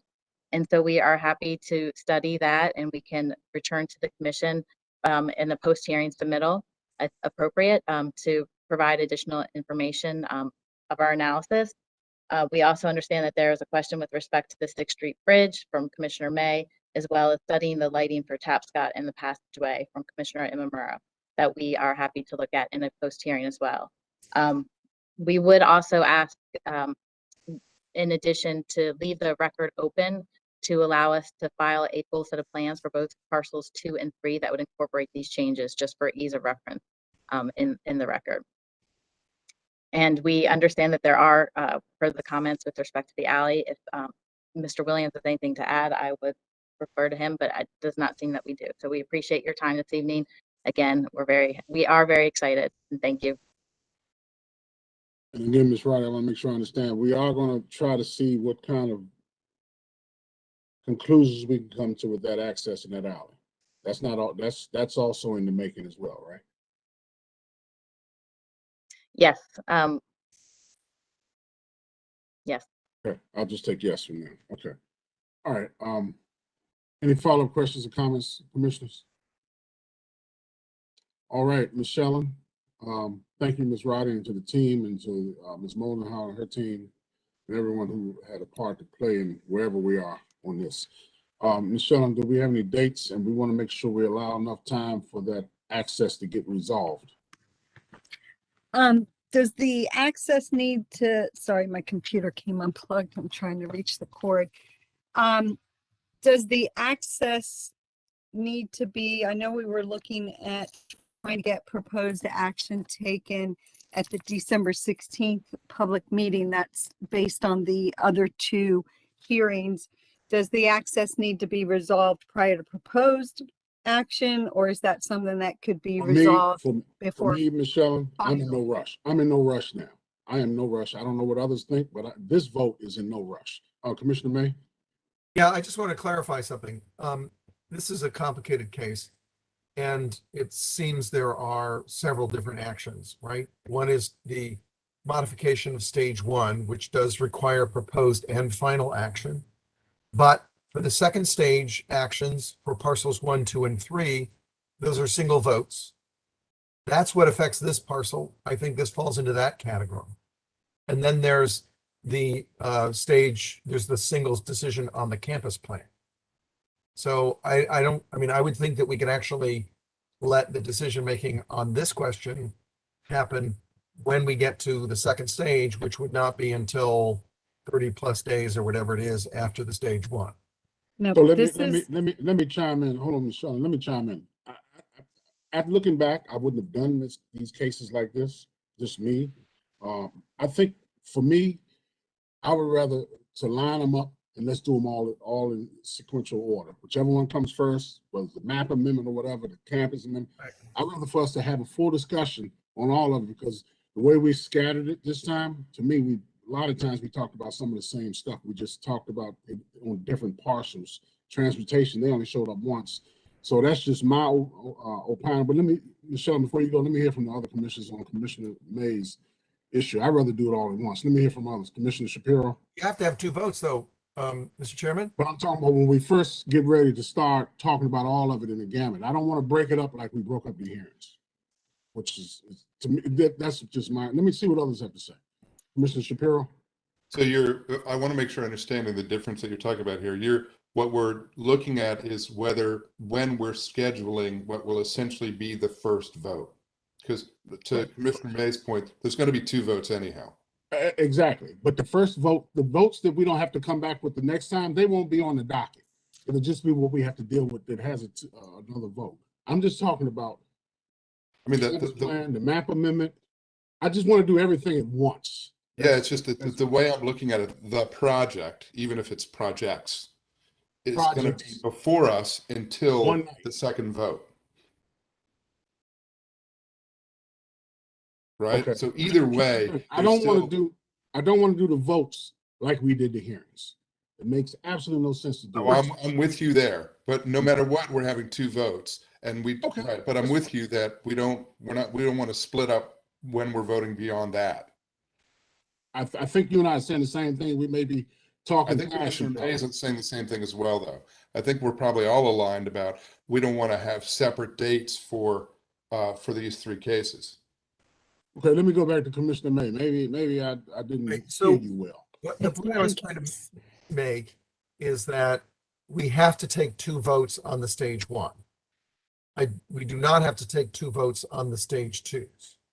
So we should line up the stage 2 decision making with the second vote. We can't even do the second vote on the stage 2s until we have approved the stage 1 modification.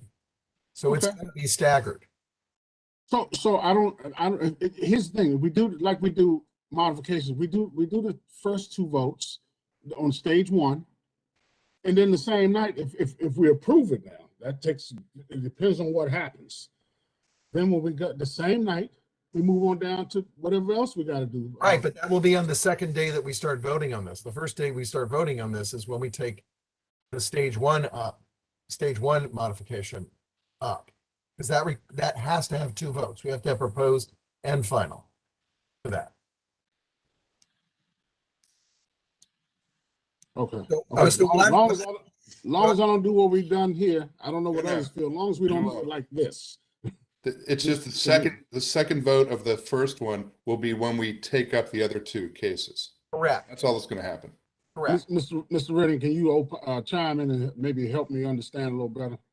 I don't know if I'll help, but I what I hear you talking about is essentially two different questions, which is the first is, do you want to wait until the record is complete for all of these cases before you take proposed action at all?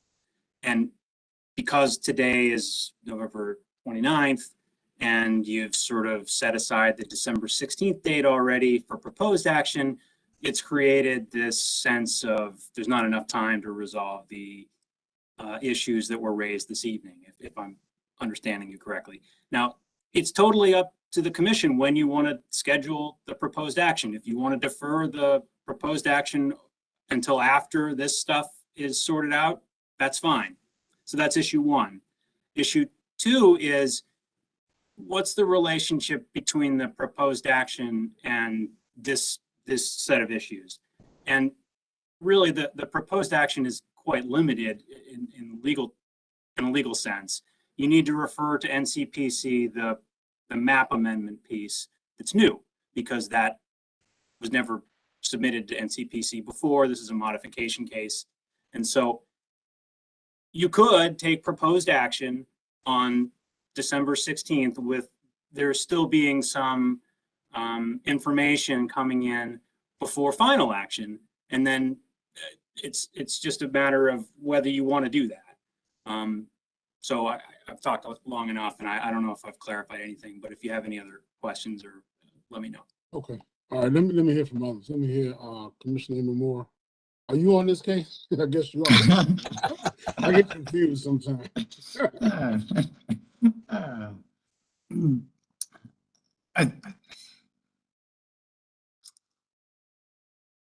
Obviously this is going to have to happen in sequential order. I understand what you're aiming for, Mr. Chair, and I think we all have sort of the same end goal here. But I think organically this is just going to roll out where we should probably take up those actions that we can and when we can, and allow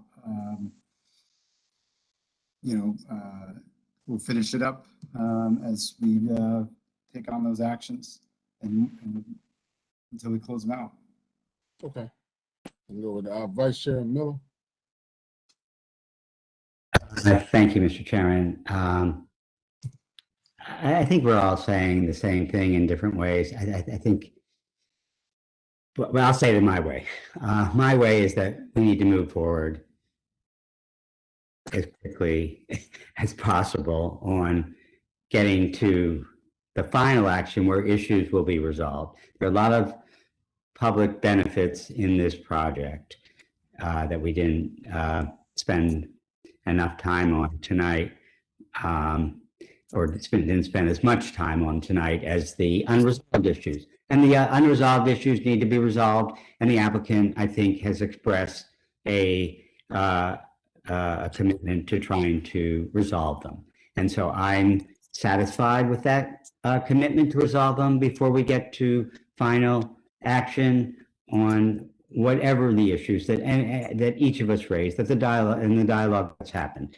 But I think that we can move forward with the first stages of the first proposed action, so that we can get to the resolution of issues which are resolvable and which the applicant has committed to try to resolve. So I hope that's clear where I am. Okay, I'm opening back up again to Commissioner May and Michelle. Let me finish with my colleagues, and then I'll come to you because you're going to be doing the scheduling, not me. All I was trying to do was package it, and I understand about the votes and however that works out. I would leave that up to Michelle and to our council. But I'm just trying to package it in the sequential order in which we have done in the past. That's all I'm trying. That's all I want. How we get there, I really don't know. Commissioner May, you want to add anything? No, I mean, my whole reason of even going into this is to make sure that we allow the applicant time to work with the party in support to resolve any issues. And I don't think we have to have that resolved before we take up the stage one vote, the stage one modification vote in December. So if we can give them until sometime in January, I don't know what the timing of the final action will be in January or even February, I don't even know. But whenever that is, I mean, we should allow them enough time to be able to get all those things worked out. That's all. I just didn't want to press to have the applicant like work, give them a week so that we can take it all up on the, so that we can have all the stuff before us on the 16th. Because I don't think, like Commissioner Miller, I don't think we have to have confirmation that it's all resolved when we take the proposed action in December. So Ms. Moldenhauer pointed out to us, and I'm gonna come to you in a moment, Commissioner Shapiro. I know sometimes we don't take votes and the commission is not sending signals, then compromises and getting things done works a lot faster. So and when she brought up some of those, I know a lot of times I've been one of the ones who push some of that working together and getting some of these things done. So I bought that point very well, and it rung a bell. The light turned on in my head because she's exactly right. We've done that, but I don't want to send any false signals without getting something with that access, because now I'm all about access. Commissioner Shapiro. I mean, first of all, on the scheduling point, I think I concur with the direction that we're going. So I have no issues with that. But I do have that last point that you made, and that was something that was sticking in my head a little bit about what signal are we sending related to this negotiation or continued negotiation related to the alley. Because I'm keeping my expectations low. And I think for reasons that I think that the party that has the most influence over this is not in the room. And so one of the parties is suggesting that the other party, the two parties that are here, it doesn't like the way they did the negotiation with the party that isn't in the room and wants them to use different leverage points, which the other party isn't even sure they have. But that's a messy political thing that feels like it's pretty far out of the bounds of what's before us in this case. So I think I'm not sure I want to send the signal that this is one of these things that better be resolved by the time we get to final action. Okay, thank you. The word better was never used. The courts have given us a lot of jurisdiction over the years. When we tried to talk about gentrification, oh no, you can't do that. Guess what? We can do it now. So I'd rather do it ourselves than to get it back from the court. So anyway, Mr. Redding, did you want to opine? If not, I'll go to Vice Chair. Then, okay, Vice Chair, you have anything else? All right, Michelle, whatever y'all come up with. Okay, I just want to say that it's been referred to as these cases. This was filed as one case. The applicant filed it combined, There are two. except for the campus plan, Right. which is a separate case and it is one vote. But as far as the modification to the first stage, and the map amendment that was filed together.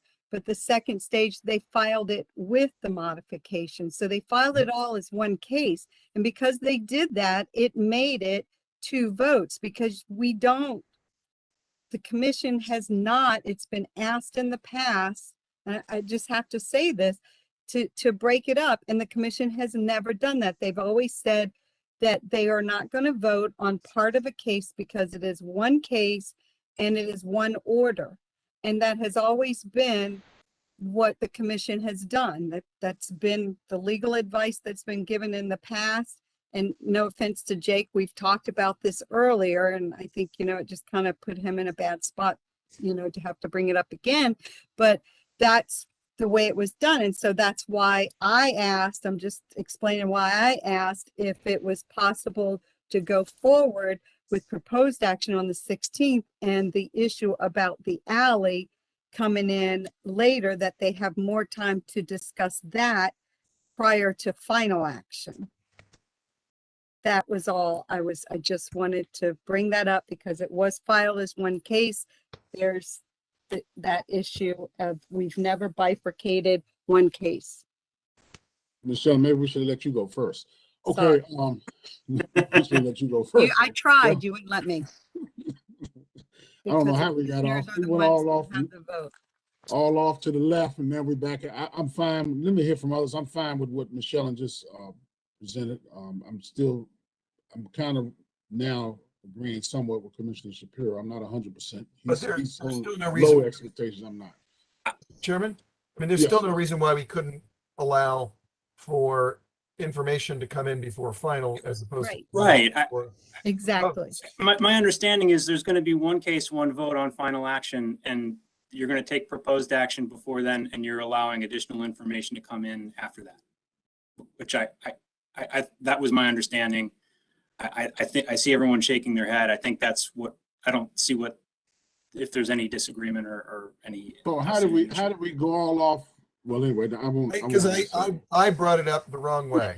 I tried to describe it as, I mean, the key point is that there's, the only vote that matters for the second stages are what we're doing after we take proposed action. So. Right. Well, I think this horse has been beaten to death. Right. I think we're there. Okay, we're good. I don't have anything else to say. Any of my colleagues have anything else to say? Thank everyone for their help in bringing us back to where we need to be. Yes. So we'll set a schedule. All of the things that you can provide by 12/6, the same date we set for everything else, you'll provide.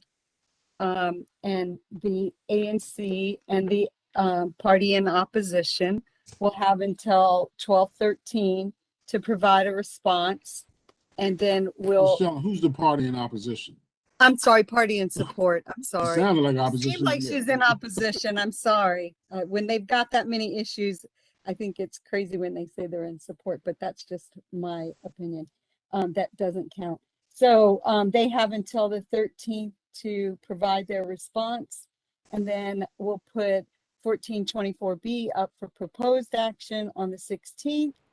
And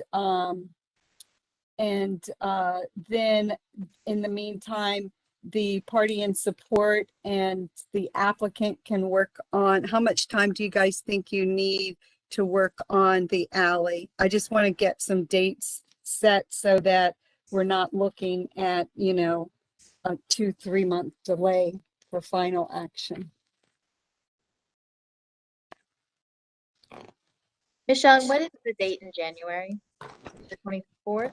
So if by chance the commission does approve proposed action on the 16th, it won't be enough time for the January 13th meeting, but it would be enough time for the January 27th meeting. So we would need submissions from you guys. So if we could get you both to submit by the 18th. So if you guys could meet and provide something by the 18th of January, does that work? Ms. Moldenhauer? Yes. And Ms. Roddy? Ms. Roddy's good. Ms. Moldenhauer? Ms. Moldenhauer? Yes. Oh, sorry. Am I on? I thought I was on mute. I think that should be, that gives us the 18th. That gives us a little less than 45 days. I mean, I just want to make sure that we have enough time. It's actually over a month, even with the holidays. That's more than a month. Usually you get like 2 weeks. Yep. We went through all that trouble. I'm hoping that we can resolve it in that time. Yes, that works. Okay, so 3:00 p.m. on the 18th for those submissions relating to that. And Miss Roddy, are you guys okay with anything else? I didn't really hear that there was anything major. I started making a list. I'm not sure what happened to it. I think Mr. Commissioner May asked for some about the railings, and I didn't really hear a whole lot of major things. Is that something you guys? Rodney already recapped it. We already have it. Yeah, yeah. Oh, okay. So you wanted to submit some full sets of plans. Yes, we would like to do them. Okay. So you could submit those by next Monday, do you think? Yes, we can do Okay, that. great. The findings of fact. Conclusions of law. Since Mr. Ridding, you don't need those by the 16th, do you? No. Okay. So how about if you submit those by early January, say, could you do it by the 13th of January? Yes. Okay, thank you. And that's it. Okay, I want to thank everyone for their participation tonight, regardless of the issues. I think sometimes we have these kind of discussions and interaction. I think hopefully we come up with a better outcome. Also, I would hope that the other party who has nothing to do with this will involve themselves and help and make it a win-win for, because it's not just about individual interests, as this is about something that's good for the city. So we'll see what happens. And I'm holding the expectation up high. And I'm gonna leave it at that. So with that, I want to thank you everyone for their participation tonight, and this hearing is adjourned. Good night, everyone. Good night. Oh, wait a minute, the zoning commission will meet again. Oh, I wanna, let's see, when do we meet again? The zoning commission will meet, I'm saying this for the public, because a lot of people I'm sure wanna see what's going on in the city. We don't meet again, Michelle, I believe, until December the 2nd. That is correct. I'm like, that's a long way to go. That's no. Thursday.